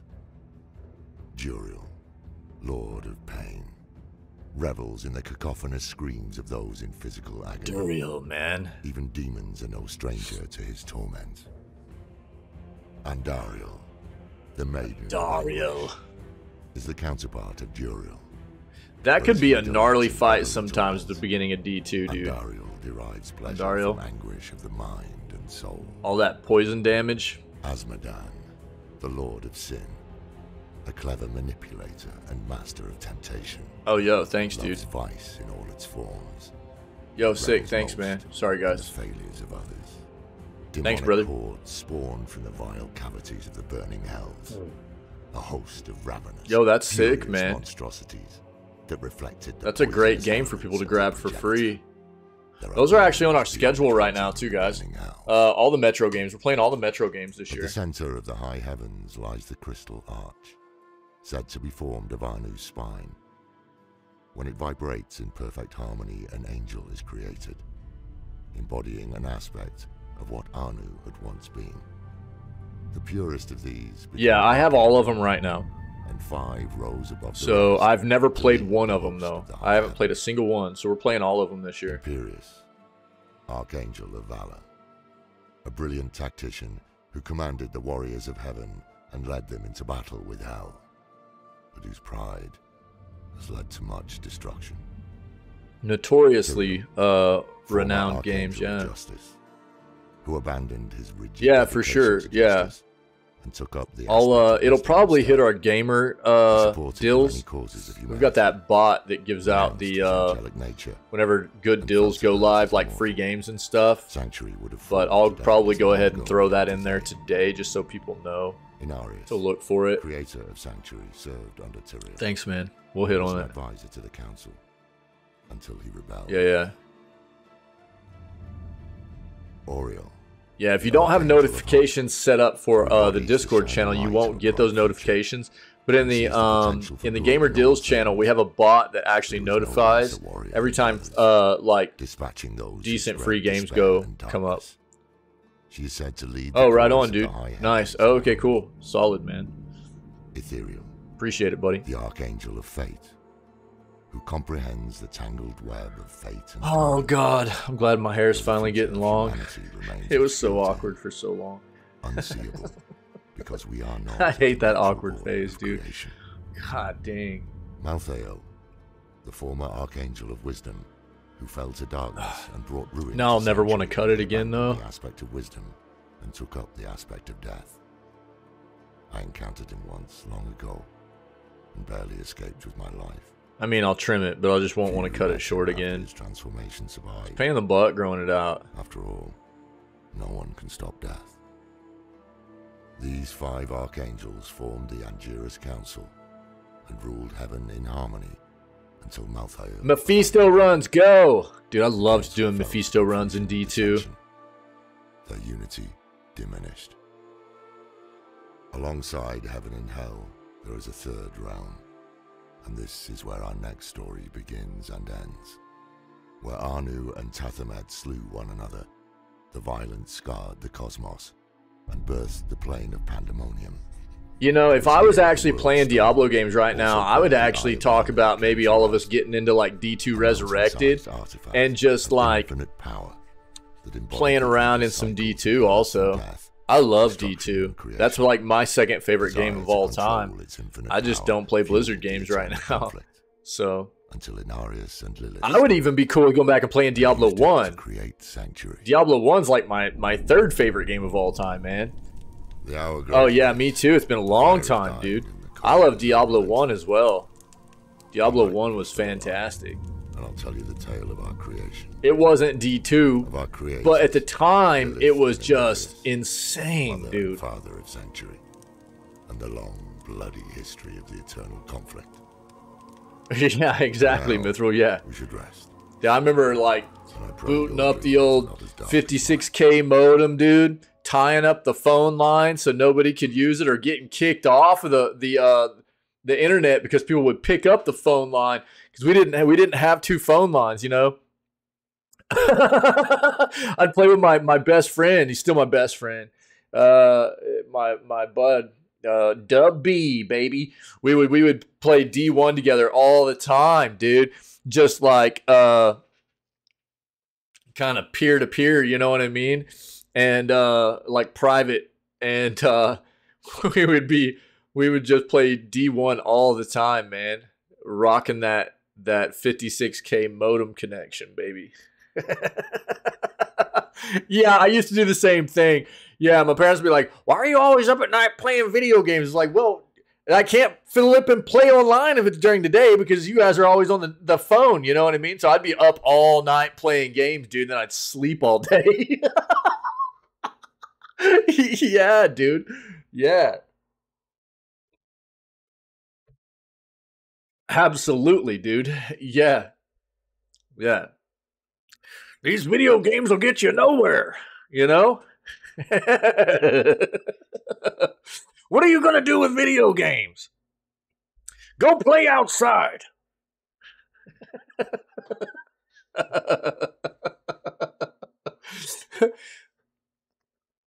Assassin's Creed Mirage release date revealed in new leak.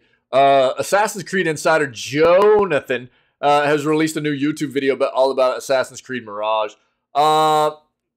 Apparently, there's a bunch of details. I had heard September. Oh, looks like there are claims now about October. On a Thursday. Yeah, usually it's a Friday for AAA games. But apparently Thursdays are becoming more and more common.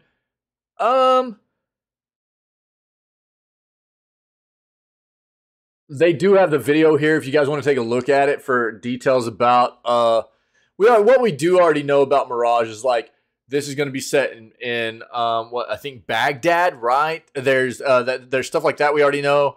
If this is not official though, like the October 12th stuff, we all also know that they're trying to with Assassin's Creed because they did get a lot of criticism, right? Ubisoft got a lot of criticism about how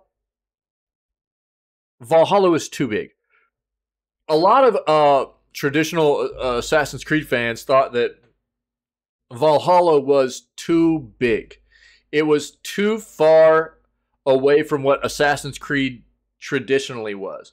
And they'd been moving that way for a while. And then Valhalla was just massive. And it was like you can just spend enormous amounts of time in the game and never really finish it. And they got a good amount of criticism for that. And so they're saying they're trying to get back to their roots kind of what Assassin's Creed was in the first place. So what all that means, we don't necessarily know yet, but this video might have some information. It's not going to be official. There's going to be some, things that you're going to need to just take a grain of salt with in this, along with, as well as the October 12 date here. We've seen dates flop around with this game quite a bit so far. Summer dates into September and now October. So we'll see what happens. But if you want to take a look at everything this has to offer here, there you go. I'm not gonna watch that video, but really I was just after that date. Layers of Fear will launch for PlayStation 5, Xbox Series, and PC in June of 2023. Bloober Team psychological horror adventure. Also, Bloober Team, the other game that they're working on right now, right? Silent Hill for Konami. Popular known as Layers of Fear is arriving in June with an updated version for PS5, Xbox Series, and PC. Furthermore, gamers can learn how the latest version of Layers of Fear will be as a demo, which is available until May 22nd. Yeah, we talked about the demo is available right now, but it will only be available until May 22nd. So if you want to go check it out, you can go try it on Steam for PC. But I think it's only available on PC. You can't actually try it for console or anything, just PC. In addition, Bloober Team has successfully created the game with the power of Unreal Engine 5. It will break the experience of the previous version and leave memorable prints in the players' minds. The creators are excited to witness both new and old players to try out the latest edition. This new one also gives you the ability to fight back a little bit, I think. Yeah, Konami code, dude. Contra. What's up, Cash? What's going on, buddy? Yeah, but man, me and my cousin, dude, we used to sit around playing Contra, the first Contra game on NES, dude, and we would beat that game using the Konami code, man. Yeah. Up, down, left, right, dude. Yeah. Yeah. Yeah, it does. But I think that was one of the first big, well-known games to utilize it. At least that I was aware of, anyways, back in the day. But yeah, it's renowned for its usage in a lot of Konami games. Yeah. Layers of Fear. Yeah. So, if you haven't seen the cinematic yet, we'll just take a look at it real quick.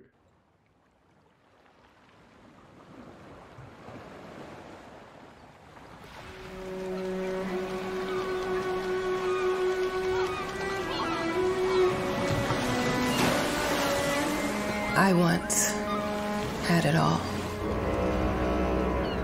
My palate was sated, nostrils stimulated, standing venerated. Then one day, you took everything away but shame and pain.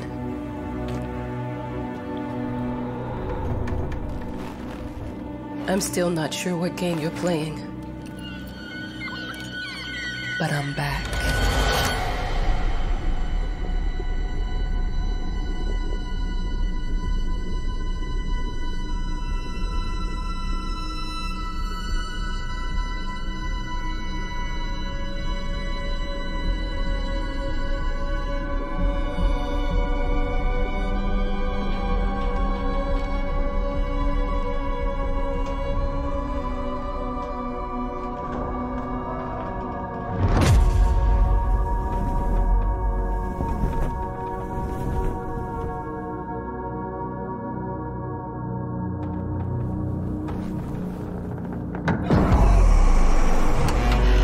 I'm taking what's mine.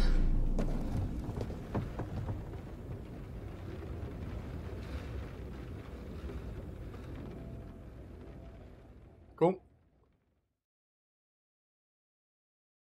Yeah, again, so you can actually play the demo of this only on PC through Steam up until May 22nd, and then you won't be able to try it out anymore. But it is coming in June to PS5, Xbox Series S and X, and PC. All right.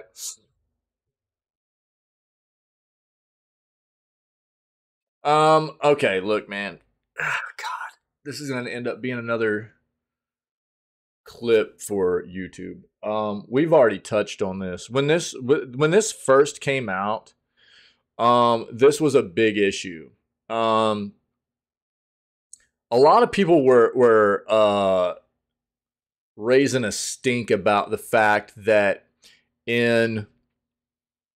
so this is going to be like the third video I've put out about this specific issue. I did an initial video about this topic. Then I had to do a response video about it because there were so many people commenting on the initial video. And now we're going to talk about it again. Burning Shores DLC gives players the opportunity to dive into a relationship with Alloy. It happens to be a same-sex relationship.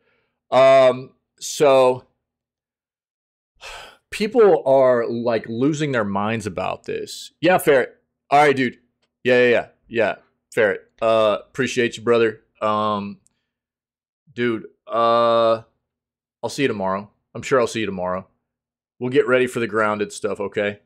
Have a great day, buddy. I'll see you. So first and foremost, I think what people have to understand is like, I keep seeing people reference this situation of the developer deciding to allow the player to, and Alloy as a character, to engage in a relationship. Rather than just looking at it as a character, as a person, immersion of a character and a person engaging in a relationship with another person, it's been, it's been taken down to this narrative of, well, the developer is trying to shove LGBTQ plus down my throat and in my face. And it's just, what's really dumb about that is that had this been a stereotypical heterosexual relationship possibility in the game rather than a same-sex relationship, we wouldn't have seen any of this, right? It's not fair, dude. Can't do that. You can't be hypocritical about this situation.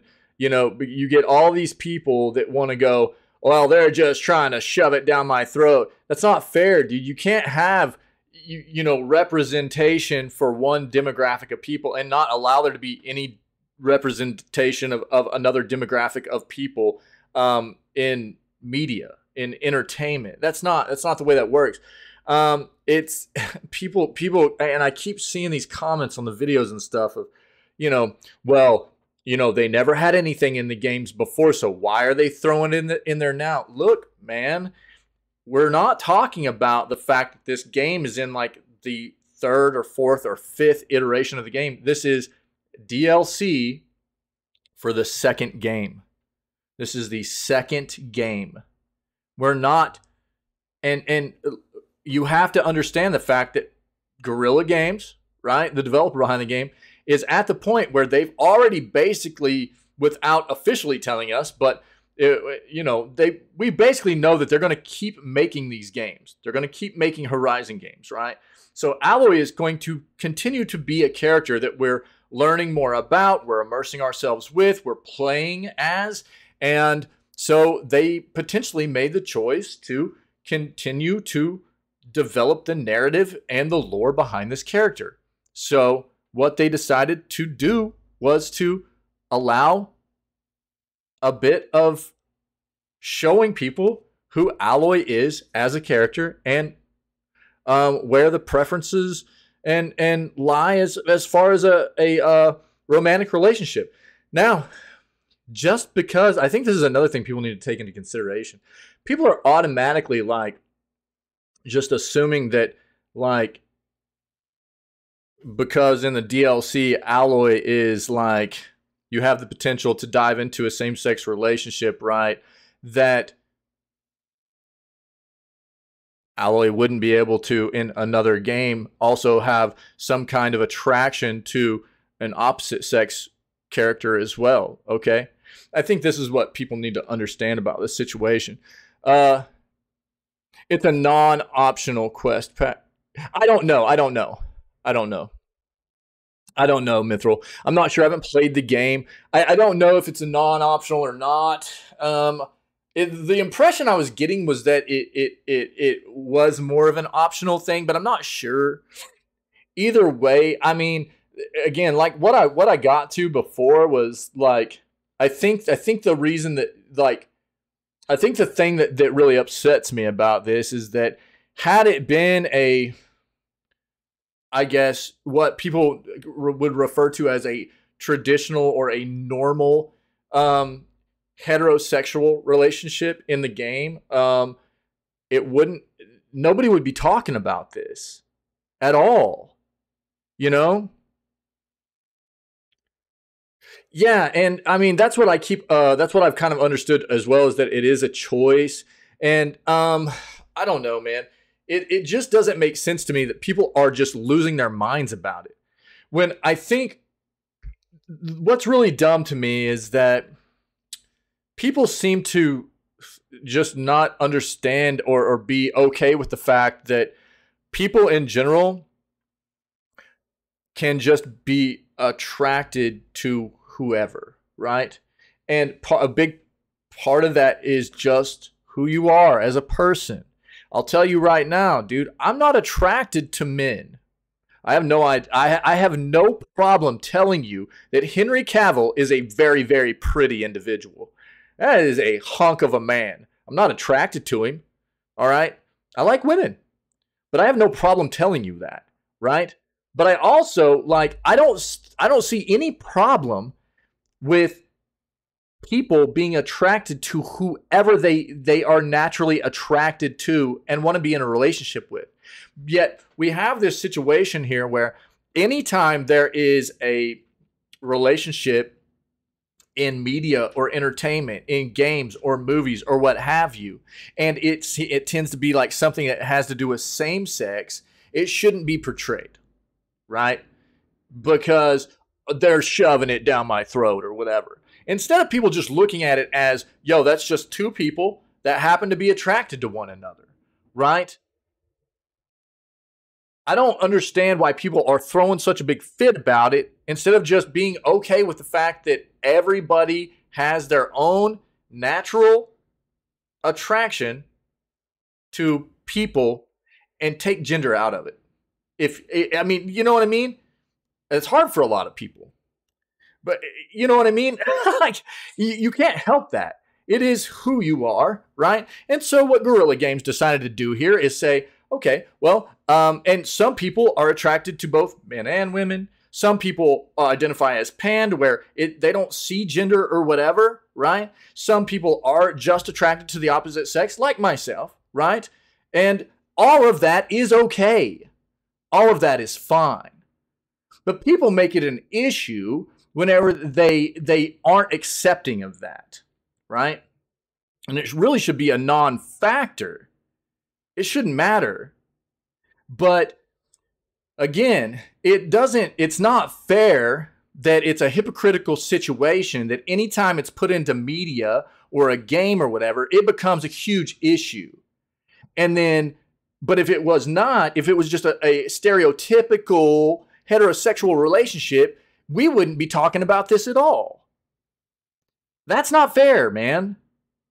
So really, what a lot of people are trying to say is that like only one demographic of people are supposed to be represented in media or entertainment or games or what have you. Why? Instead of just people being fine with the fact that everybody has a different natural attraction to people in general, whoever that might be, whatever sex that might be, don't worry about them. Just let them be who they are. Let them live their best life. Let them be who they are. And just be fine with people loving one another. Just be okay with the fact that people just want to love one another, right? Instead, people go, oh, well, that's different than what I am, and that scares me. Or it can even be the fact that people feel that way, but they want to hide it. So then they project anger about it, right? So they want to go, oh, well, that's, you know, and so instead of actually, you know, showing that they could potentially feel that way too, they want to hide it and portray that it's not who they are and they feel anger about it, whatever the case may be. People need to chill out, be okay with the fact that people naturally are attracted. It's just part of your being. It's part of who you are. And in media, in entertainment, in video games, it's going to be portrayed. Heterosexual relationships, bisexual relationships, same-sex relationships, all the way across the board, you name it. Trans individuals, it doesn't matter. It's going to be portrayed because that's the world we live in, and it's okay. People need to quit being scared about it. Worry about your own life, yeah? Live your best life. Let other people live their best life, and shut up. Quit being scared. Quit being angry because there are other people in the world that are different than you are. All right? Now, what's also not acceptable is that apparently the person that voice acts Alloy is being attacked for this, which is insane. So let's read this. Julie Elvin, the award-winning musician who provided sweeping vocals for Horizon Forbidden West, has taken to Twitter to call out hateful abuse that has been thrown her way since Burning Shores launched in April of 2023. For months, Elvin has reportedly been sent a torrent of messages criticizing her role in the game as Alloy's musical voice and the positive LGBTQIA+ representation in the game. According to Elvin, messages range from puking emojis to select voices rallying against her, claiming she destroyed Horizon with LGBTQ propaganda and stating that God won't forgive her. Yo, I'll get on that in a moment. These comments reflect recent review bombing attempts by segments of the gaming audience who are seemingly offended by Burning Shores' revelation that Alloy is romantically interested in a woman. The positive comments and influx of love absolutely outweigh the negative ones. Thank God. But the continuous hateful DMs show how much still needs to change, Elvin said. Love is love. Thank you. Story-wise, this scene between Alloy and Seika made so much sense, and I continue to stand with Gorilla, and I'm proud to be a part of it. Fantastic. Elvin's vocals can be heard during the final tension-filled encounter between Alloy and her companion Seika, and which can become romantic should players initiate the conversation. To be clear, this scene is totally optional. Here we go, Mithril. This is what we're talking about. To be clear, this scene is totally optional and driven by player choice, yet some have taken offense at its inclusion. This is not about DMs where people express that they didn't like the story. It's about the absolutely hateful messages, Elvin explained. I don't feel too affected by them and can't take them seriously or personally, to be honest, but it's a reminder how much still needs to change. The overwhelmingly negativity, which has seemingly impacted the game's development team directly, recently led Metacritic to announce future improvements to its moderation systems. In late April of this year, the company acknowledged the impact of hate on its platform and stated it was in the process of evolving its tools to introduce stricter bounds for leaving comments. On social media, this hatred is much harder to moderate as users can share whatever sentiment they like without fear of reprisal. Recent changes on Twitter have also made it much easier for the hateful comments to surface, with a combination of lax moderation and prioritization of comments from those who pay for Twitter Blue, contributing to a toxic atmosphere. As Elvin says, this continuous hateful abuse reveals that much needs to change in social media and online spaces and in the world, particularly as companies like Gorilla take bold strides towards representing LGBTQIA+ relationships positively in video games. Agreed. Now, look, I'm going to go back to something here. Where was this at? There was something I wanted to touch on here. Bro,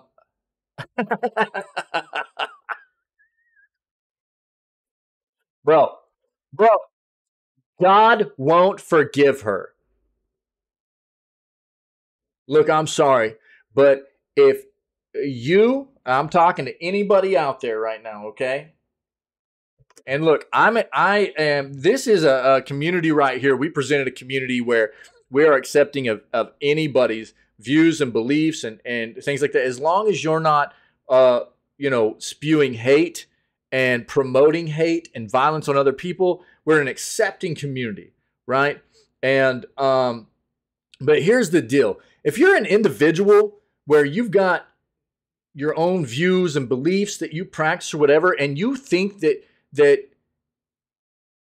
you are worshiping a God that is going to condemn people to a place of hell or whatever, or won't forgive people for being who they are naturally, for loving another person, just for loving another person, you are off kilter, dude. I will stand by that. That is part of the problem in our world. People want to take some of their views and beliefs and turn it into a personal vendetta against groups of people. They want to try to make it into some like kind of righteous, personal righteous kind of thing. My God will not, like my God is also going to be your God or whatever. You know what I mean? Get bent, dude. Okay? That's not the way that works.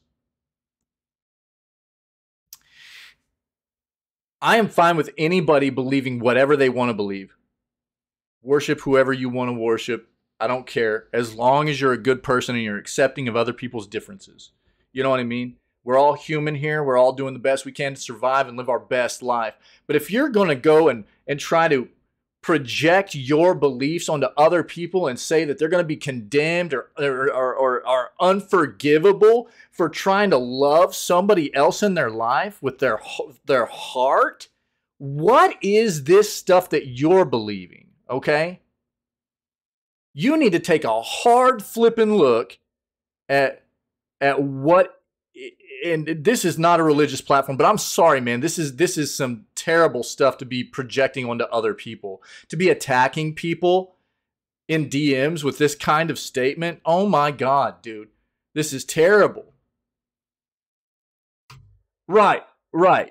Thank you, Cash. Yeah. I'm sick of this crap, dude. And so, look, I'm going to get hate from this, and I don't care, dude. This is going to be a clip. I'm going to put it on YouTube. I don't care. I'm sick of this crap, man. People not being able to just let people live their best life, love who they want to love. You know what I mean? It's so disgusting to me. And the fact that this is what a lot of it comes down to, too. This is why I wanted to come back up here and highlight this and talk about this. People use this as a scapegoat all the time, or an excuse to hate on other people, like religion. I'm sorry, man, but if you've got something or somebody or a whatever you worship, in a way that makes you hate other people, that is not righteous, dude. You are part of the problem. It's not good. That is hate. You're hating people. And I'm sorry, but if you go take a look at what the basis of almost every religion in the world started out as, it started out as trying to direct people to love one another, not hate one another. So go do a little bit of research for yourself, man. Exactly. Thanks, Cash. Absolutely. People turn it into the narrative they want it to be so they can live the life they want to live and make themselves feel okay about what they do in life, right? Quite often. And look, man, I'm not trying to say that every religious person is bad. I'm not saying that, but there are a lot of people that do that with it. There are a lot of people that do that with it. I know amazing people that are of different religions. Amazing people that are filled with love. But I know a lot that are filled with hate too.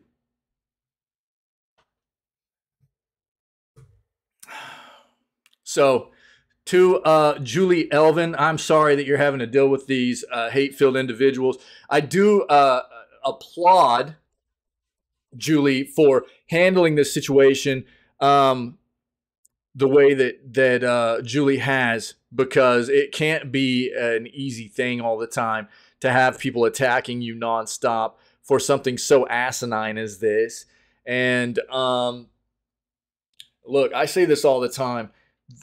Unfortunately, with technology and social media and stuff these days, the people feel like it's their prerogative to go attack people all the time for stupid stuff. And it's just really, really, really terrible.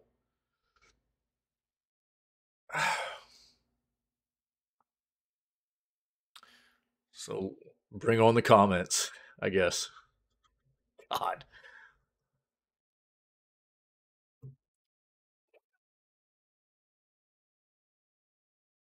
So I don't think you should hate yourself. We don't hate you. We don't hate you, Kaylin. We love you. I think that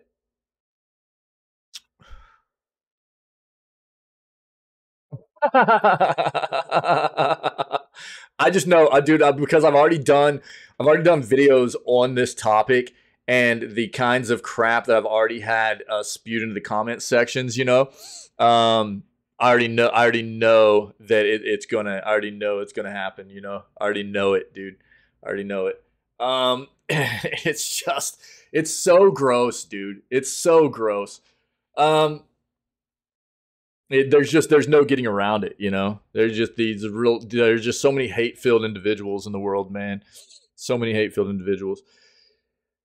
Kayla, we love you, and I don't think that there's. I think that growing as a person is seeing the faults in yourself, right? That's where being a good person stems from.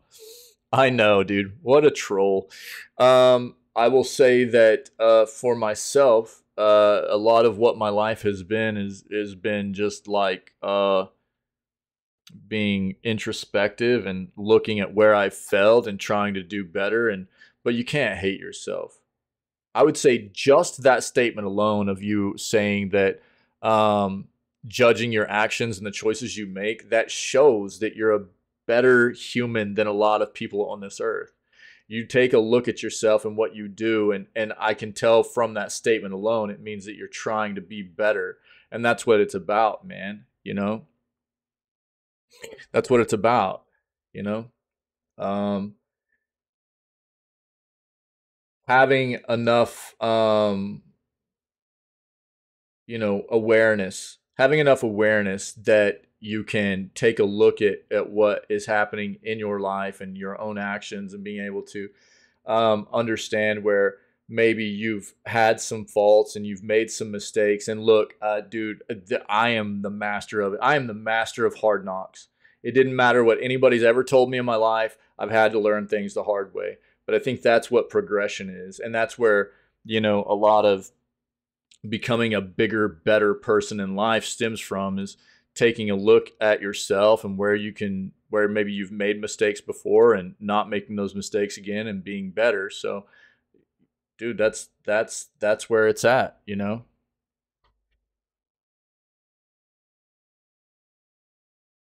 I agree, Cash. And dude, man, I'm preaching about that in this channel all the time. It doesn't make sense. Inherently, as humans, we're different, dude. And the fact that people just can't grasp and accept that fact is absolutely disgusting. Um, that's why I say all the time that, like, as long as you're not like promoting hate and violence and things like that, I don't, as long as you're striving to be a better person and a good person, that's what it's about. That's what it's about. We're all different, man. And that's why, one of the big things about this, my community also was always about civility, because people need to learn that it's okay to be different. And quite often, I think especially nowadays, people see somebody that's different or don't agree with somebody's statements or whatever, and they just kind of fly off the hinge automatically, because it's like, well, I don't believe that, you're wrong, and they don't want to like take the time to even think about it, and it doesn't mean, that you have to adopt everybody's. You don't have to agree. We can agree to disagree. That's fine. But being civil about it is where it really comes from, You don't have to say that, I mean, we disagree quite often, but you don't see us at each other's throats about it either. You know what I mean? So, yeah, I mean, inherently, we're just different. Human beings are different. It would suck. This world would suck if we were all the same people. What a boring ass place this would be, I mean, you're obviously wrong all the time, so I have to tell you that you're wrong. But I mean, you accept it, and we move on.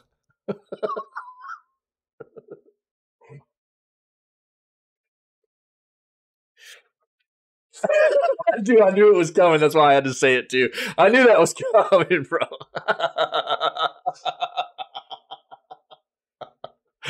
All right, let's go. No, you don't need to be like that, though, Caleb. Yeah, but look, I mean, that's not healthy either. I mean,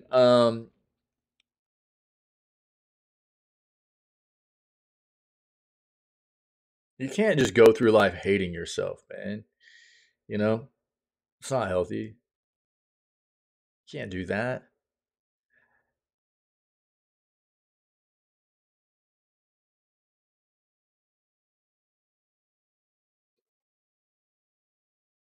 Nintendo Switch Online's Pac-Man 99 is being delisted in October. Online services for Pac-Man 99 will be discontinued later this year, though some game modes will continue to be available for some past the October 8th deadline. Pac-Man 99 is currently available for free for those with a Nintendo Switch Online membership with multiple paid themes and other DLC available to download from the digital console marketplace. However, online services for Pac-Man 99 include its public and private Battle Royale modes are set to be delisted permanently in October, at which part Nintendo will also halt the distribution of free custom themes for the game. According to a new post on the Nintendo website, paid custom themes, meanwhile, will be removed from the store on the earlier date of August 8th, while the game's two major DLC offerings, the Mode Unlock and Deluxe Pack, will be delisted on September 8th. Players who downloaded either of the major DLCs will be able to continue playing the CPU Battle, Blind Time Attack, and Score Attack modes in offline mode after the online services have been discontinued. Any additional themes and paid DLC content claimed before the services were shuttered will be available to re-download for use in the offline game modes. It's got a 7 out of 10 on IGN. Smart multiplayer twist on a classic. Interesting. I wonder why. Probably some kind of licensing issue or something, maybe. Because I doubt Pac-Man 99. Hold on.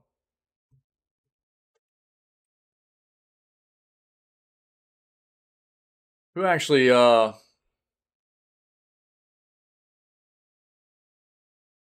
Namco and Eureka? Probably some kind of licensing issue. Yeah, Namco. Thanks, Cash. Appreciate it. I bet it's some kind of licensing issue. Quite possibly. But they're saying delisted in October. Who knows? If they get some kind of... If it is a licensing issue, there's always the potential that they could work something out before October and it won't go away. We'll keep track. But right now, man, if you're wanting to play it and everything, you need to get in there and get it done. There's not a whole lot of time left, so that's kind of wild. Old school Mickey Mouse inspired FPS game announced. A new first-person shooter known simply as Mouse has been announced, and it takes heavy inspiration from old school Walt Disney cartoons. The first-person genre is arguably one of the most saturated video game genres out there, but it's also one of the most successful. Franchises like Call of Duty, Halo, Doom, and Battlefield have carried it for years, with many smaller games drawing inspiration from the glory days of all those aforementioned franchises. Numerous developers, big and small, have worked effortlessly for years to put their own spin on this genre. Many have done so quite successfully. The latest attempt from an indie developer known as Fumi Games may be one of the most unique. The studio's new Steam game Mouse is a first-person shooter that takes heavy inspiration from old Walt Disney cartoons, specifically Mickey Mouse. Old-timey weapons like Tommy guns, revolvers, as well as black and white grainy art style with music that feels reminiscent of that era. Despite its innocent inspirations, Mouse looks to be targeting an M rating, mature rating, as there's a lot of violence. Characters have heads that pop off and explode, enemies seem to disintegrate, and so on.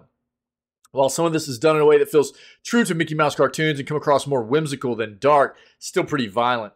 Appears to be melee combat as well, so players can expect a bit more variety to the action beyond firing Tommy guns at mice dressed as mobsters. You can read a short description for the game below. We'll just take a watch. Let's take a look at this.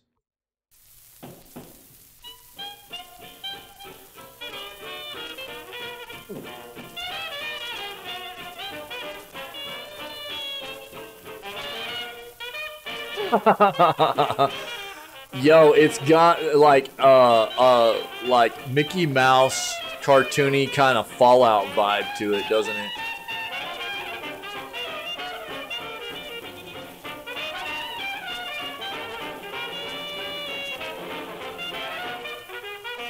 People got upset that Pac-Man transitioned to Miss Pac-Man and they're canceling it. Is that really why?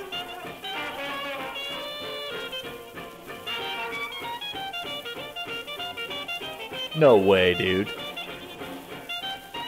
Oh, bro, I was getting ready to say, I figured you were probably trolling right there, but I was like, what sucks is that it quite possibly could have been that too. Acme vibes, yeah, dude, yeah. Yeah, this is wild, bro. This looks cool. That looks cool. As of right now, Mouse has no release date. I mean, in today's day, that's why I wouldn't even have been surprised at that, Cash. Up on Steam, so you can wishlist the game right now. Trailer features a lot of gray box environments, meaning it's likely still very early in development. Yeah, that's what I was thinking too.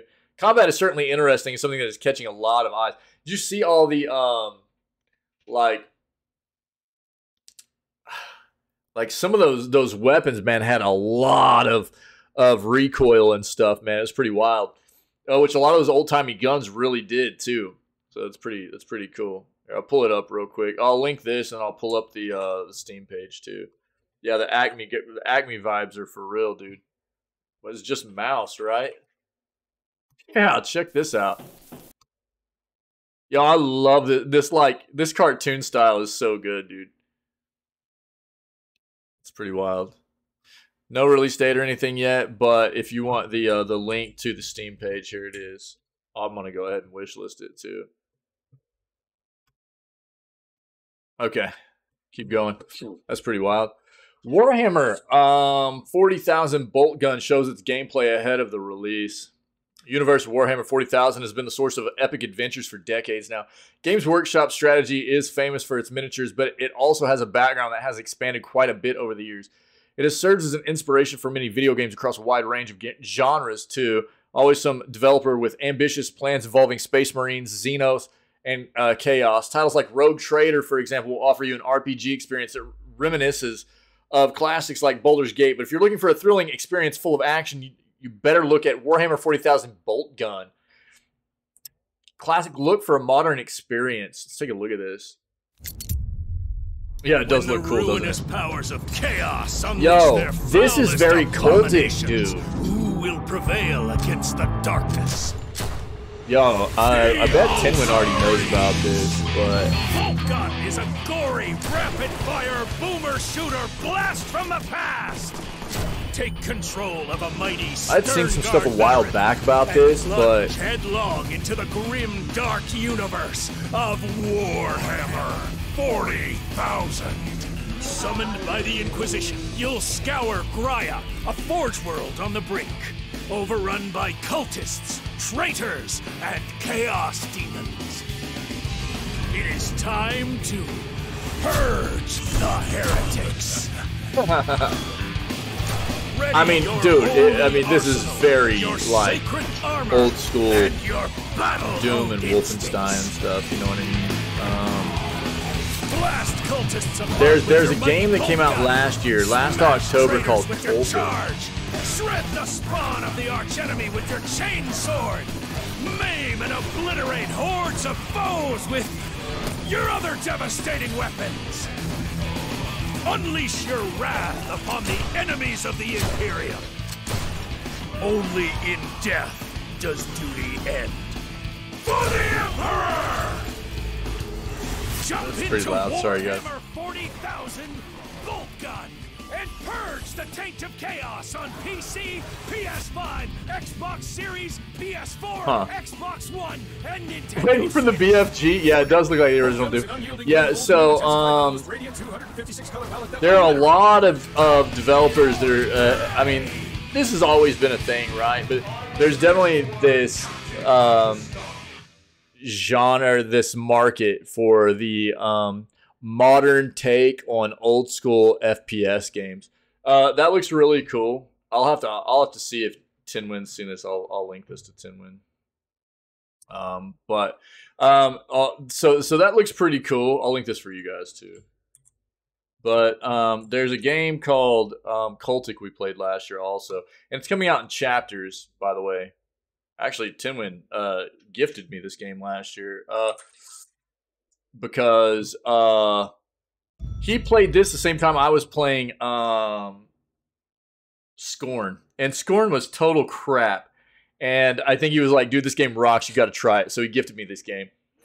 And you can see all reviews, dude. This game is 99% positive of over 3,700 reviews at this point. It came out in October of last year, like I said. This game is dope. It's got Chapter 1. Chapter 2, I think, is supposed to be coming. So that's what they're doing. The dev is releasing this game in so it's a single developer, by the way, Jazzaz Games. Yo, Timon, what's up, dude? So this game is sick. It's another like just like what you kind of just saw with that Warhammer game, this is a modern take on retro FPS games. It's very, very good too. This game is great. This game is great. So I'll link this for you too. If you like the old school FPS games, dude, this is one you should definitely be trying out. Oh, for real? Oh, cool, man. Cool. Yeah, you guys should check that out too. Did you see the where did Tim? Did you see the one we just looked at, the 40,000 bolt gun stuff? Have you seen that? Yeah, yeah. Okay, cool, cool. I won't link it to you then. I wasn't sure if you were around, dude. Right on. Yeah, but highly recommend Cultic, dude. And it'll be exciting to play Chapter 2. Chapter 2 is going to be a lot of fun if it's anything close to what Chapter 1 was. So, all right, what we got next? NVIDIA and MediaTek are teaming up for new mobile GPUs. Could handheld consoles really be making a comeback? Well, they already have, dude. Yo, what was the rando mode? God dang, dude. Oh, I don't even think I got mine in there. So bade. I don't even think I got mine in there, dude. Random mode, guys, go if you haven't gotten it in there. Yo.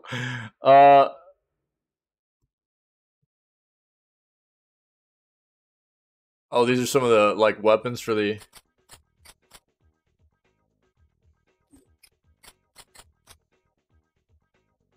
interesting. Huh. Nice, dude. I'll take a look at this here in a bit. In more depth probably, but okay, cool. Yeah. I'll dive into it a little bit later. Thanks, man. If anybody wants that, that's the Cultic game I linked. That's some of the stuff that's continuing to be worked on for that game that Timwin just put in the chat there. Thanks, buddy. Appreciate it. So could handheld consoles really be making a comeback? I mean, dude, they already are. They have been. What are you talking about? From the Switch to the Steam Deck to all of the cloud-based handhelds that came out trying to emulate the Steam Deck to now the Asus ROG Ally. What, I mean, dude, handhelds have been back. But let's see what NVIDIA is doing here. Industry sources claim that MediaTek, a company best known for making processors used in phones and Chromebooks, has big plans with NVIDIA, aiming to integrate an NVIDIA GPU in a new flagship chip as early as next year. They talk about the Asus ROG Ally right here, yeah, which just kind of came out.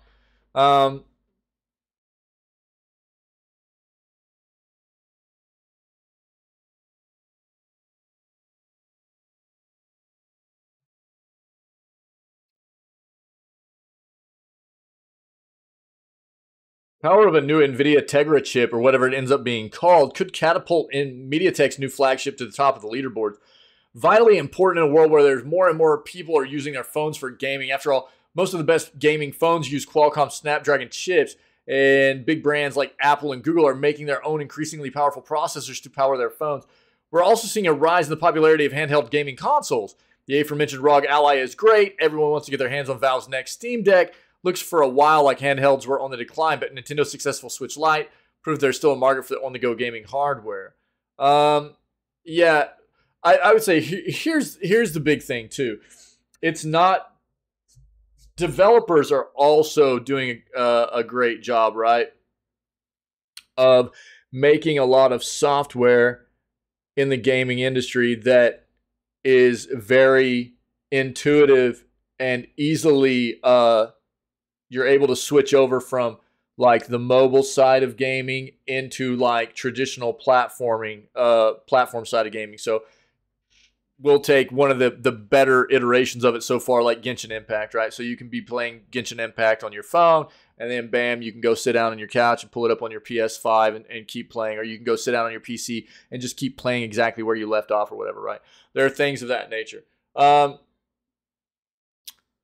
Dude, I've given Nintendo all kinds of credit for being the catalyst behind the getting mobile back into the mainstream for a long time now. Yeah, so I've said that for quite a while. Now, I mean, I will not quit kind of harping on the fact that Nintendo has really been drawing out the Switch for a long time. It's an amazing platform. There's no denying that. They've what they've done in having their platform play that dual role as a mobile and a traditional console is fantastic. But inherently, with it being built on mobile technology and that hardware being about 8 years old now, the Switch is only about 7 years old or going on 7 years old, but the hardware is older than that. And it being mobile technology, it wasn't going to age as well as traditional hardware in the first place. And they've really been dragging it out, you know. That's true too. No longer a rush for them to get a new console out. I disagree on that though, dude. I disagree. I think it depends on the way you look at it. It depends on what kind of gamer you are to an extent. I think maybe so. Here's the thing. The normal life cycle for a console is about 6 years, right? That's average. 6 years is average, right? Sales and profit, yeah, I would agree with you there. Yeah, I would agree with you there. But the from my point of view anyways, and not everybody's going to agree with this obviously, but especially with Nintendo trying to evolve with even their own development process, right? You see games like Breath of the Wild and Tears of the Kingdom and how they're trying to evolve the games. And specifically, those types of games benefit from higher frame rates and things like that, but they can't do that with the Switch, right? Which is why I think you see a lot of people buying the game and then just playing it on an emulator on PC because you get the better quality of the hardware you can get out of what a PC can do for emulating that software, right? So I think that just goes to show you, like, you know, what Nintendo is trying to do with pushing the, you know, their games into the more modern era of like bigger worlds and more modern gaming kind of styles and stuff, but their hardware for the Switch just can't do it well. And I'm not bagging. Nintendo's done a great job for developing those games for what those games are and getting them to run the way they run on the Switch. They've done a bang up job, but it's still just not the same as you know, the way it could run and the experience it could be if the hardware was better. That's what I'm getting at. So yeah, but I don't disagree with you. I mean, I don't like the fact that they tried to drag it out so long, you know. I do think we're going to have a new Nintendo console within the next year or so, and I don't think we're going to get anything on that front very much ahead of whenever it drops. Nintendo has gotten more and more tight-lipped about stuff, and I can't really blame them. But I mean, it's weird also because it's like even whenever they do like their direct showcases, dude, we don't find out till like the day of anymore. It's like they don't want people knowing when they're doing this stuff. I understand absolutely more on the front of like not wanting to divulge information about, you know, games and hardware and stuff like that when they're not ready. But Jesus, I mean, we can't even find out a day ahead of time anymore whenever a direct showcase is happening. I mean, you would figure, though, that they want it to at least get an amount of people in on that information, you know, when it's going live and everything, maybe a day ahead. I can't even find out information on those things like a day ahead of time anymore. It's crazy. It's usually like the morning I'm doing the news. It's like, oh yeah, we're getting a Nintendo Direct today. And it's like, bro, we've been waiting to find out when this was going to happen for like a week and a half. You know, they just don't want to tell anybody anymore. But I mean, again, on the flip side, I understand that because we live in a day now where everybody is just data mining information from developers, and it's probably just the easiest way for them to make sure nobody's getting information leaked, you know, so I understand it. But I do, you know, I understand the Switch is now dwindling on sales. I think what we read recently, like sales are down about 20%, maybe a little bit above that from the norm. So it's going down. I think Tears of the Kingdom is probably going to lift that up a bit. We'll see sales have gone up over this quarter because of Tears of the Kingdom, but I don't think that it'll continue that trend. I think it's just specifically Tears of the Kingdom are going to increase sales of the Switch a little bit, but overall, we're going to see that trend go down. It's been trending down. Latest numbers were like sales were down about 20%, something like that. So, but you can't. No, I don't think anybody can contest the fact that the Switch has been an absolute game changer, if you will, for the industry as a whole. And we've seen, again, from the Switch to, you know, the iteration of the Steam Deck. I mean, if it wasn't for the Switch, I don't think the Steam Deck would be here right now, right? I think that would probably be a pretty safe bet, Cash, to be honest. We know there are more Mario games in development right now. We just don't know exactly what all of them are. We've gotten a bit of leaked information just noting that there are a couple to a few Mario games in development right now. I mean, you know what I want, dude?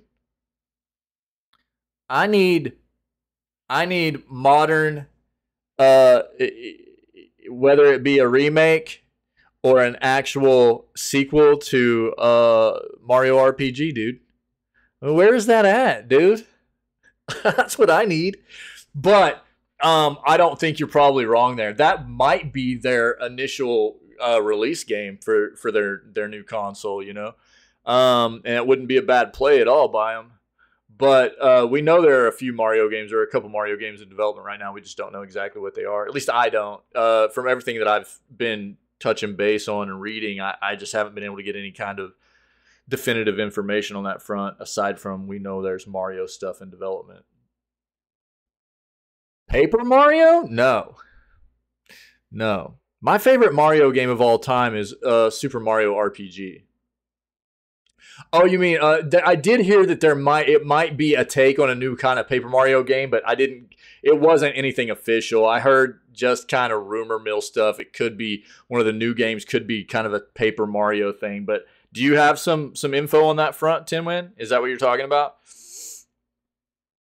I hadn't seen anything definitive on that front.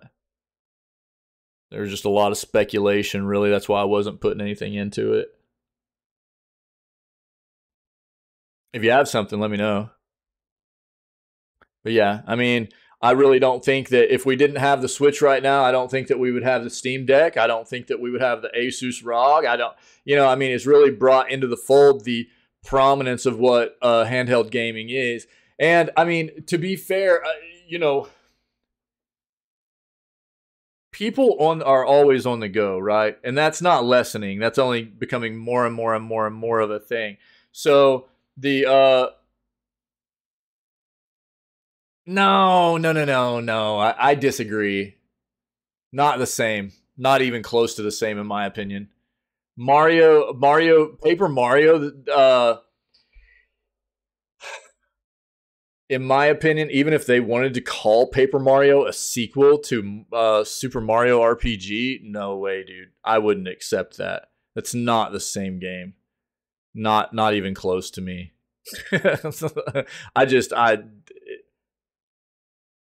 No way. Not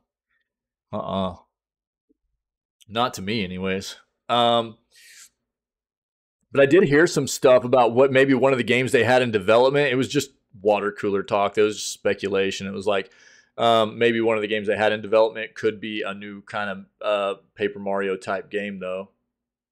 Now that you bring that up. But again, there was nothing. It was just speculation. So I think that what this does is, I mean, you talk about software development being on the front of a more intuitive process for changing over devices too, right? So whether you're talking about a device like the Switch, which you're just taking the device with you and then you're docking it, or you're talking about using mobile devices and then switching over the software to playing the game on another device, whatever. Everything is moving more towards that, that style of gaming where you can game on the go and then you can play on whatever, play that same game at that same point of like that pause state or whatever. As soon as you get to another location or to your home or whatever, then it can be what the Switch has done, or it can be like what they've done with Genshin, where it's changing over devices, whatever. Everything is moving that way, and the more intuitive and the more easily they can make that process, the more I think the gamers are going to. I think it's becoming more of the norm.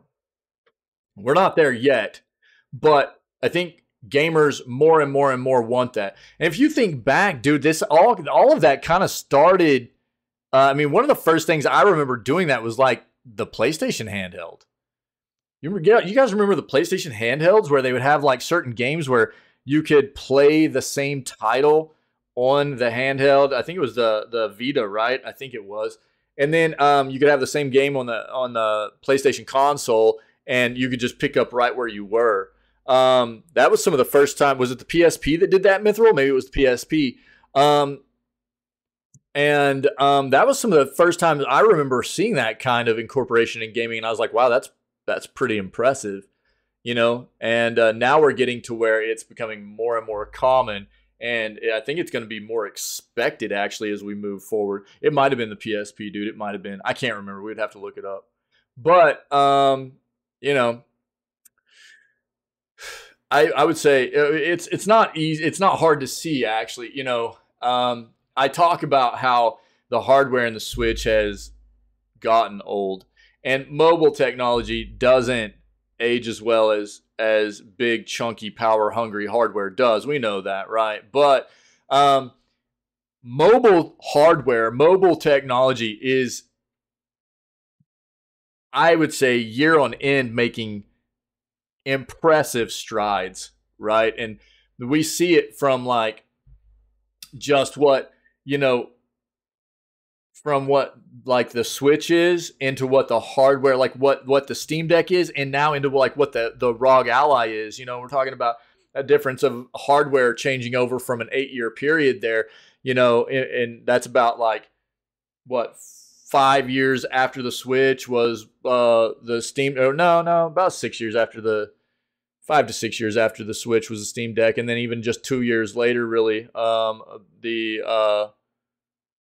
the Ally here is even more impressive, and it's just the mobile technology is where it's at, man.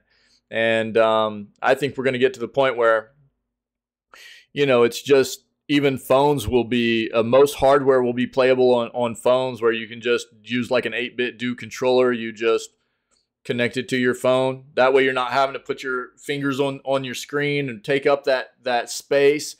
And it'll be the same thing.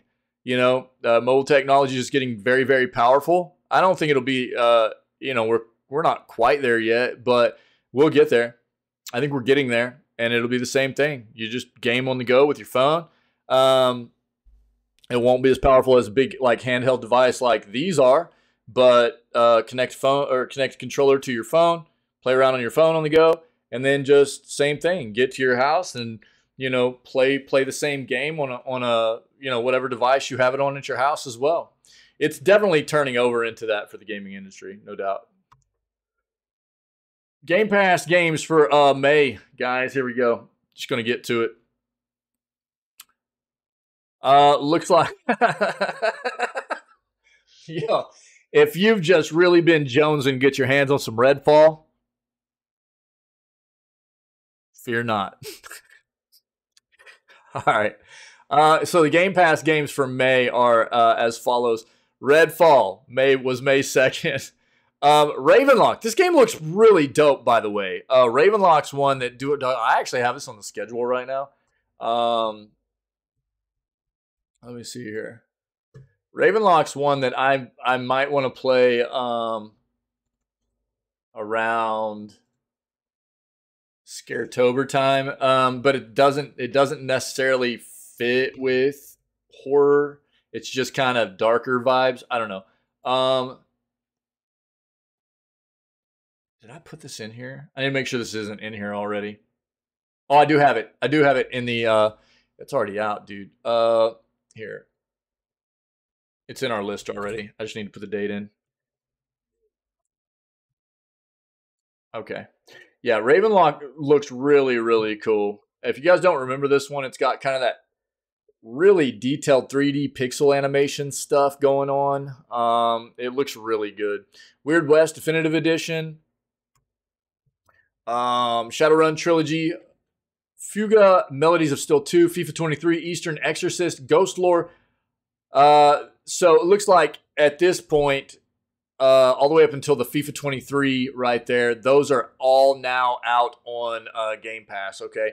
Now, starting tomorrow, we will start with Eastern Exorcist and Ghost Lore, and then a little while after that, we'll get Planet of Lana, Cassette Beast. Yo, this game looks great, by the way. This is another game that I put on my list recently. If you haven't seen Cassette Beasts, man, this game's doing very well also. If you're into like the Pokemon-esque kind of games, that genre, you know, this game's doing very well. Over 1,700 reviews at this point, of over 97% positive on Steam. This is a game that apparently has a decent end game to it also. So you're talking about like, it's supposed to have a pretty good soundtrack. It's all about that collecting monsters, and you can actually you trap them onto cassettes, and then I think you can combine all these different ones that you collect to create different ones and stuff. It's supposed to be a very good game right now if you're into the Pokemon stuff, man, or any kind of like monster collector kind of games. You know what I mean? So check this out. But it's also going to be on Game Pass, yeah? So if you don't want to, if you got Game Pass, and, you know, might be worth a try if it looks neat. Massive Chalice on the 25th, Railway Empire 2 on the 25th, and Chicory, A Colorful Tale on the 30th, all right? So there you go. If you need more out of that article, I'll link it for you. Hope it has a pencil pen to rewind the tapes. Yeah, dude. Yeah. That game looks really good, though. I'm really interested in playing it. I might play it at some point in the near future. It looks really good. Overwatch 2's update roadmap features new characters, story missions, and reworks. Oh, is it? Oh, okay, cool. I'll have to look into Massive Chalice 2 then. All right, cool. The name sounds familiar, but I can't picture it in my mind's eye right now, dude. I'll have to pull it up. Following Blizzard's... Thanks, buddy. Thanks, man. Following Blizzard's announcement that Overwatch 2's highly anticipated PvE hero mode has been scrapped, so I don't need to read this now. The studio has revealed a first look at the game's 2023 roadmap. While not particularly descriptive, the image offers players a glimpse at Overwatch 2's upcoming game. Game modes, cinematics, themes, and seasonal events, as well as 2 new heroes. Based on the details provided, it appears as if Overwatch Season 5 will have a medieval fantasy setting, perhaps titled Mischief and Magic. The highlight of this theme is the season's limited time event, Quest Watch. Actually, I probably will still need to read this. Didn't really talk about it. Limited time event, Quest Watch. No additional information about this event has been revealed, but its image on the banner depicts a fantasy map with a castle, mountains, towering evil lair, and more. Season 5 will also feature a new cinematic starring one cute-looking canine companion, the return of Overwatch's summer games, and 5v5 mini-competitive season. A creator workshop and content celebrating Overwatch 2's one-year anniversary.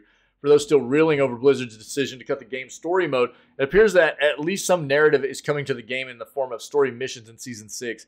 In addition, both a hero mastery section and player progression system are listed as coming to the game. While it's unclear if these will function similarly to the versions shown back in 2021, the names of these features make it sound as if there will be some similarity.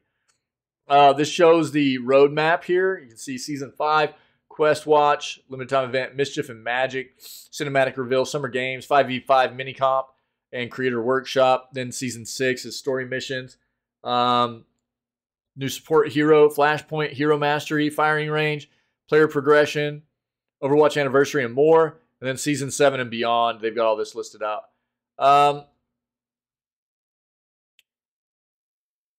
Currently in the middle of Season 4 right now. Kicked off on April 11th and is slated to run until mid-June. If you need more out of that, I'll link it for you. But that was the gist of it. We'll take a look at this, too, and see what they had to say about the PvE hero mode being scrapped and Blizzard explaining what happened. Game director Aaron Keller and executive producer Jared Neus discussed why the eagerly anticipated mode will no longer be released. Shut your mouth.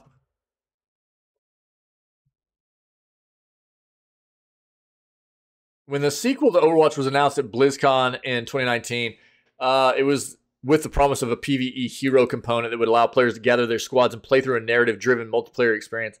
On top of that, each of the heroes that they'd come to know and love would be reworked for PvE and given progression systems that would allow players to unlock new talents. It was an ambitious new mode that in many ways was used to justify the 2 at the end of the title.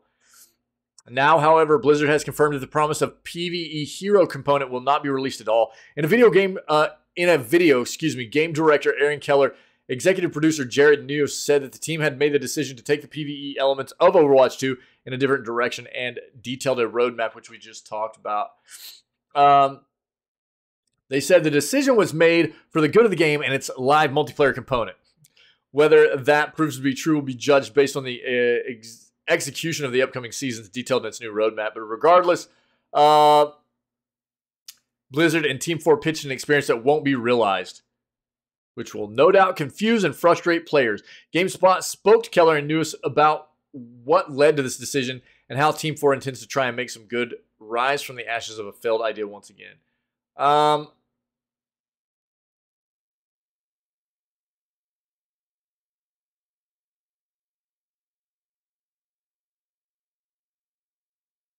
This is a bunch of interview stuff. If you guys want to dive into it, then, what I'm going to tell you is, like, I'm willing to bet a lot of it's going to be them trying to justify what they feel to be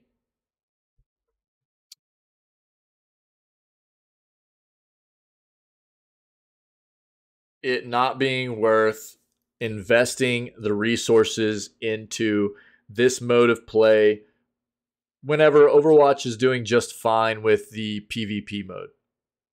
That's what this game has always thrived on, and that's what they want to focus on. So even though they promised the community that they were going to give everybody this other mode, they backtracked on it because they've come to the conclusion that they don't want to invest time and resources in it, basically, I think is what that's going to come down to. There's an entire section of Q&A there for everybody to dive into. I'm not going to read it all, man. So, but I'm willing to bet that's what it comes down to. They're going to try to justify the fact they promised something they're not going to follow through with, and why they're justifying it. It's going to be just, it wouldn't have been probably worth it for Blizzard. 17 PS5, PS4 games marked as leaving PS Plus Extra and Premium soon. Let's just get this. Expected to leave on the 20th of June. So just a little over a month from now, guys.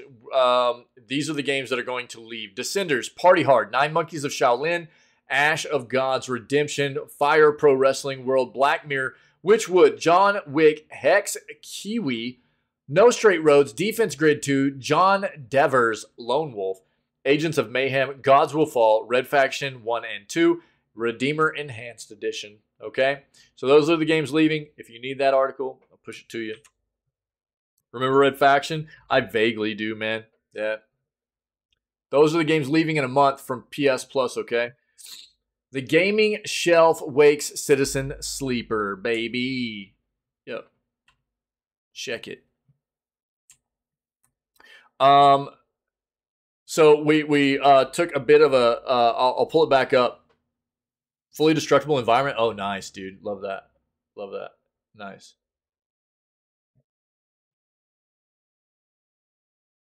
Citizen Sleeper is a game that came out just about a year ago, and it looks really, really neat. I want to play it. I haven't played it yet, though. It's got a lot of RNG dice component stuff to it.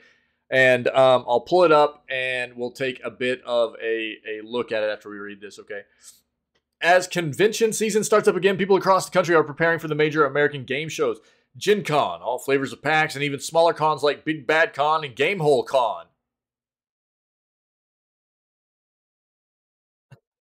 Open to registration.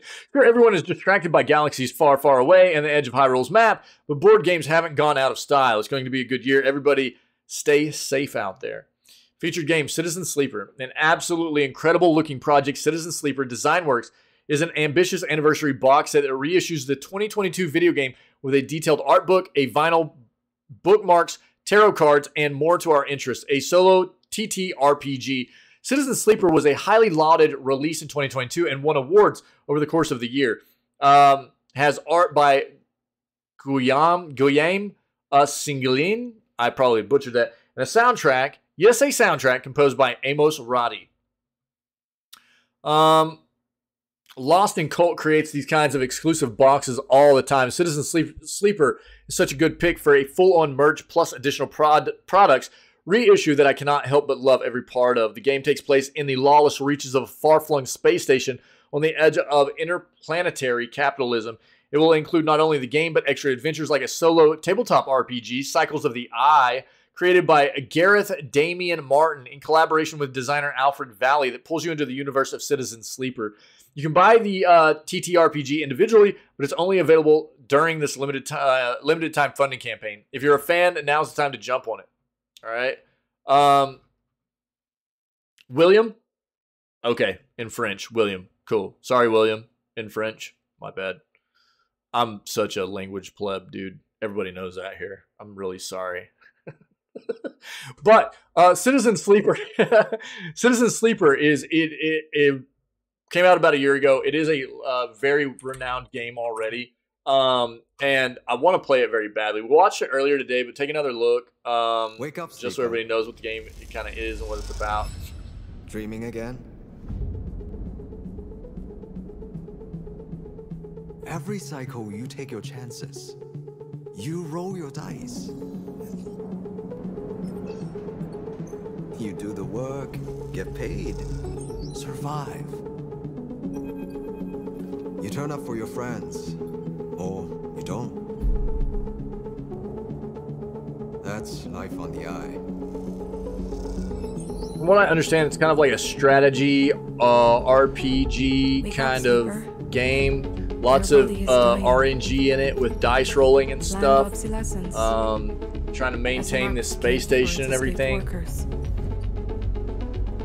But we can fight this.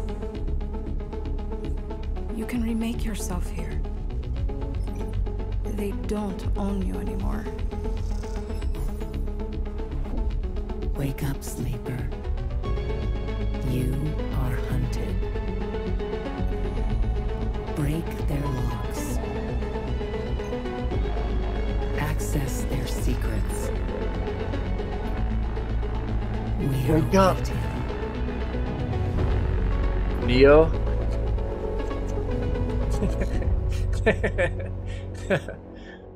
Is this real? Yeah, so narrative, tabletop, cyberpunk, RPG, sci-fi. It's got a bunch of stuff to it, man. And it looks really, really cool. So if you just want the Steam page, I'll link this. And then that is incorrect. This. For the article we just read with the anniversary edition and all that stuff. It's right there. Cool. Land Wars. Yo. This is something that was brought to my attention by our buddy Ferret. Ferret had to go ahead and bounce this morning already, but Ferret has been a part of this for a very, very long time. He attends quite often and is a part of the production usually whenever he is able to attend. Set up, breakdown, all that kind of stuff. And this happens... Ferret! Yeah. Dreaming again? It happens... Yo, what's my audio output doing? Yo, my bad. My bad. I was like, where's that coming from, dude? So you can see that this takes place in Louisville, Kentucky. And this one is happening on July 27th through Sunday, July 30th. I was like hearing something. I was like, dude, what is that? At first, I thought somebody did something like with an point redemption, but I was like, no, that's not it, man. So, yeah, they've been doing this since 1998, and really what this is about, and I think that our buddy Ferret would be able to speak more on this. Unfortunately, I didn't get to this before he had to bounce. That was my fault. I forgot that I had this up, but I wanted to talk about this, and I know Ferret would have no issue elaborating with anybody that has questions. You can hit up Ferret in Discord or well, while we're live here and he's around, and I'm sure Ferret will be more than willing to inform people more about what Land Wars is about. But it's all about just a community of gamers. Basically what we do here as well. You know, it's about coming together and just enjoying our passion for gaming together and having a good time. They do like some like competition kind of stuff from what I understand in the event, but it's all really in fun, and they do give away some awards and stuff, some cool stuff too that they give away. But basically it's like join over 300 gamers for 4 days of round-the-clock fun, play games from all genres and eras, and hang out with your fellow gamers. Bring a PC or console and monitor TV and just have fun. It's as simple as that. So you got to bring your own gear, okay? Focus of our LAN party is the party. There are tournaments, but there aren't any on they aren't on any circuits and aren't for big prize money. They exist for having a good time. But they do have some of these tournaments that they do give away some cool prizes like GPUs or what have you. You know, there's some cool stuff that they will give away.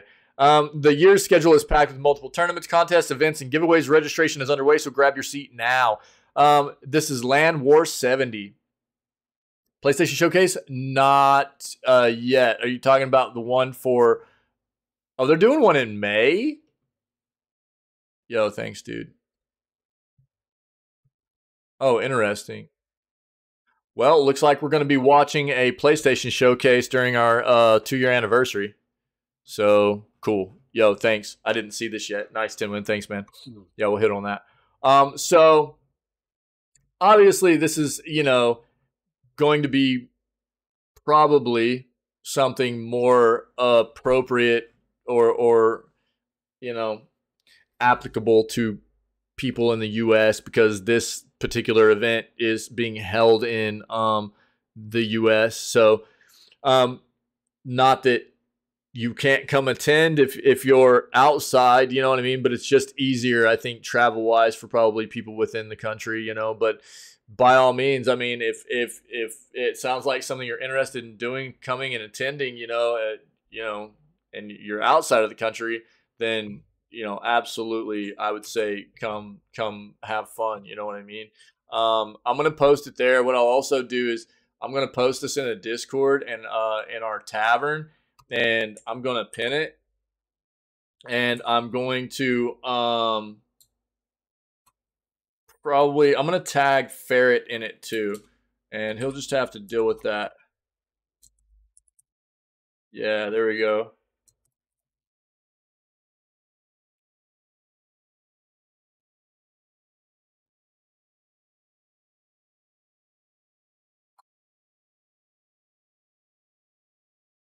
There we go. There we go. Yeah. And then I'll just, I'll pin this as well. That way, if anybody needs any more information on it, it'll be there pinned in the channel for now. Okay. Land War. Yeah, man. All right.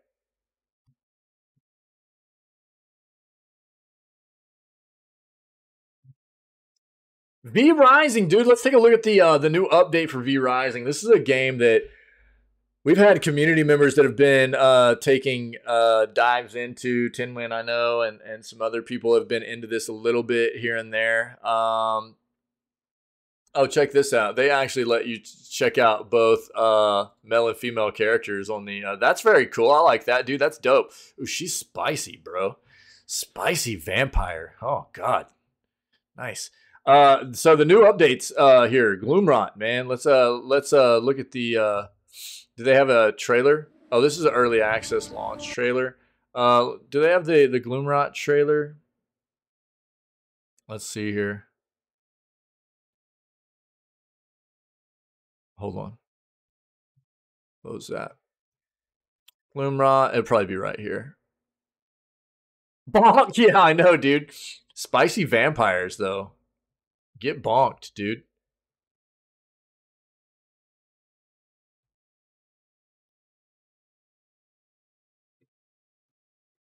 Bro, what? Oh, there. Okay, it just didn't come up. Nothing came up at first. That was weird. Here's the Gloomrot trailer. So this should give you an idea. If you're not familiar with V Rising, kind of, not totally, but kind of a little Valheimish, but like vampire stuff, but more PvP also. And it is time for our return. Tinwin can actually probably fill us in a little bit more. Tinwin, give me a real quick, concise summary of what we can expect in this game. If you would, please, sir.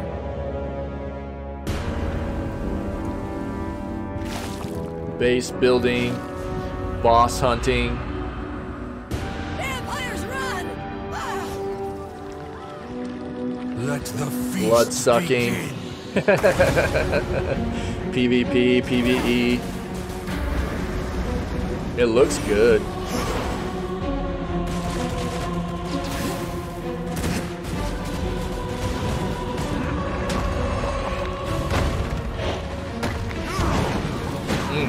Yeah, dude, this game is coming along, dude.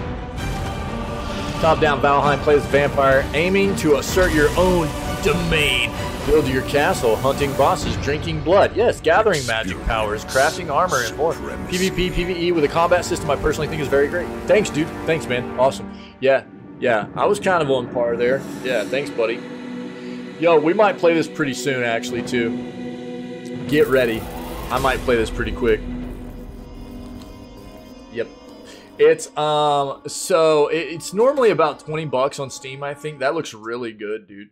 That trailer right there looks very good, but it goes on sale for roughly like 15 quite often.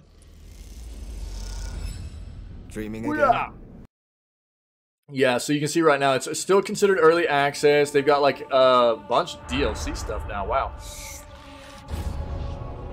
Yeah, they've got new DLC stuff. But it does go on sale quite often also, so I don't know, maybe we'll just keep track and find a good sale happen, and then we'll start playing it whenever maybe everybody can try to get it on a sale or something. We'll see. I'll keep track, okay? But this game looks good. I've been wanting to play it for a while. I just haven't. I wanted to try to dive into this whenever I could devote some good time to it, because it looks like something I'm going to get kind of hooked on. So, but I'll link this for you, okay? Here. Yeah. So, this is definitely on my radar right now. Okay. Thanks, Tinwin. Thanks, buddy. And if you want just their website, I'll link their website for you too. I'll just go to their main site. There you go. Gotta go with the female though, you know what I'm saying? There you go, guys. Yo, from our buddy Mithril here. Check this out, guys. Metro Exodus, dude. Immerse yourself in the year 2034. You are the last light in the darkest hour. To celebrate Metro Last Light's 10th anniversary, the original complete edition of the 2013 game will be available for free on Steam from 18 through 25 May, starting tomorrow, guys. Steam is starting to do a few more like free game things than they ever used to, you know. So this game, this series is actually oh, yeah. So, we're going to start playing, obviously, Grounded's coming up, but V Rising might be on the horizon for us here, guys. Pretty interested in playing V Rising, too. So, I've been interested for a while, and I'm getting a bit more hyped about it. Metro is on our schedule right now. Like, the entire series, actually, is on the schedule for July. So, we're not that far away. We're going to do Metro 2033. then Last Light, and then Exodus. I have all of those on the schedule to play. And they are notorious. I've never played them before, but they are notoriously very good games. And this is awesome, dude. Thank you, Mithril. This is great stuff, dude. So I'm guessing we'll get a notification in our channel tomorrow whenever this is available for people to grab for free. But I'll go ahead and link this in our Discord as well, both in the main channel and in the gaming deals section. Gaming deals is where our bot always notifies. So I'll put this in both those locations, though. That way everybody knows what's going on. Let me edit this too. Throw some props in here.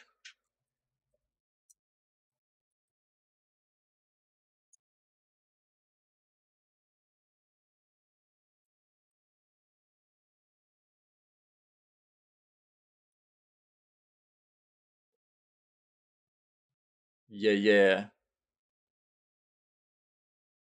There we go. I want to make sure I get this in here now, because if I don't do it now, I'm bound to forget. I got a bunch of stuff going on today, so there we go. So those are in there in the Discord now, both in the main channel and in the Gamer Deals section too. So hopefully that'll be a good reminder for everybody to grab that when those go free tomorrow, okay? Yo, Mithril, thanks, buddy. I appreciate it, man. Oh, it's tomorrow for Mithril. Mithril can go ahead and grab it, dude. Nice, man. Yo, can you go ahead and just grab it for everybody else too, buddy? Thanks, man.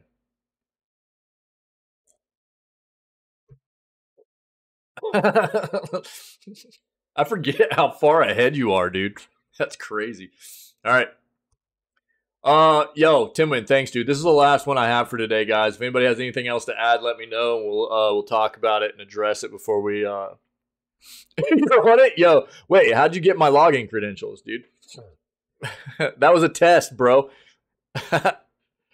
Oh, you were about to tell me about this? Yo, thanks, man. Yeah, I hadn't heard about this yet, so it didn't come up in the news either. This is actually going to be on our 2-year anniversary. This coming, so a week from today, right? A week from today is our 2-year anniversary of streaming and of the channel being live. So, oh, it just tweeted at Tennis. Yo, thanks, Cash. Yeah. Mithril whoops. Yeah, dude. Yeah, I got you, bro. I got you, man. So what we'll do is I'll probably just be doing a bunch of like different random. I don't know exactly everything we're gonna. I've got a few different ideas of things we'll be getting down on for the anniversary. I don't think I'm going to be able to do, unfortunately, another 24-hour stream because my streaming setup is in a location that is not quite as nice for the rest of the family for me to be able to stay up and do a 24-hour stream anymore. So might not be able to do a 24-hour stream for the anniversary stream this year, but we will still do a very, very, very long stream. But I'll let everybody know as we get closer to the once like this weekend hits, I'll have more information about what exactly we're gonna do but the 24th is the 2-year anniversary of the stream, so we'll watch this also. Okay, so PlayStation Showcase. That's wild that they're doing a showcase. I'm guessing this is going to be a lot of Final Fantasy 16 stuff. I would assume. When does Final Fantasy 16 drop? What's the actual release date? July what? Oh, June 22nd, I mean. That's what I meant. Yeah. But I just figured they'd be doing like a June showcase and that was it.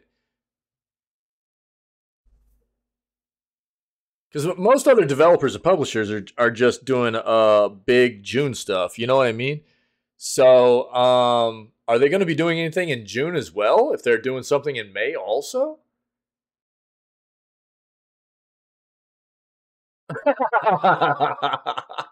Well, they could, but that won't really work because it's the middle of the week.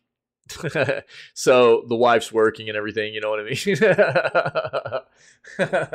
And they most families just too far away for that. But Last year I did a 24-hour stream. I was planning on doing it again this year for the anniversary, but it's just not going to work probably. But it'll be a very long stream. It'll be a very long stream. I'll give you guys more details soon, very soon. So Wednesday, May 24th, a week from today at 1 Pacific. So we're talking like roughly 3, right? Central, I think. Yeah. It's going to be a bit over an hour. So that'll be something we'll watch here. There'll probably be a good chunk of Final Fantasy 16 stuff in here.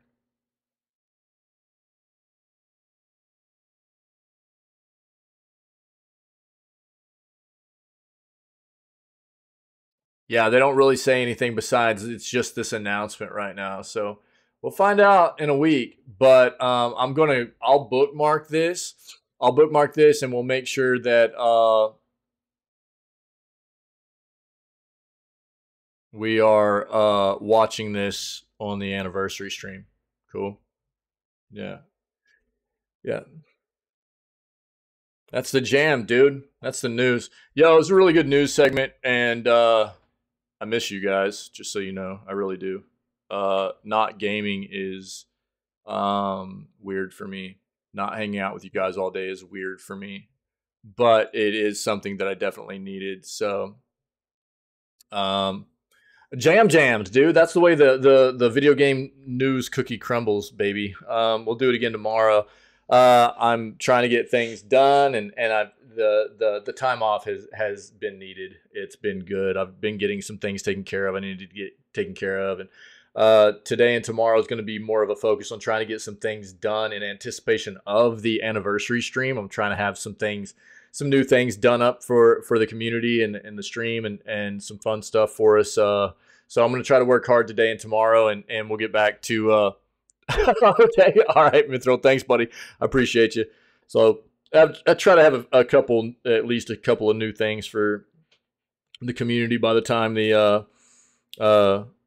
anniversary stream, 2-year anniversary stream happens next week. But you guys rock, man. I appreciate you very much, and I appreciate you understanding why I needed to take a few days here to get some stuff taken care of and get back to being ready to get some more gaming going. So, and just contributing to the news segments every day is incredibly appreciated on my behalf, fleshing out these ideas and talking about a lot of the stuff that happens in the industry. You know, it's very important to me. I love video games, man, and you know, staying current on the industry and what's going on in games and things like that. It's just it's very important to me, and I appreciate you guys being a part of it all the time. So we'll be back at it, man, tomorrow. Same time as always, 6 a.m. CST. We'll do video gaming news, and then we'll be getting back into news and gaming content on Friday. Cool. So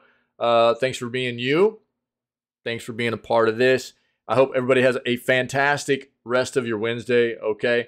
And I can't wait to see you tomorrow for another video gaming news segment. All right. You guys rock. Stay healthy, stay safe, be kind. And I'll see you tomorrow for May 18th edition of Video Gaming News. All right.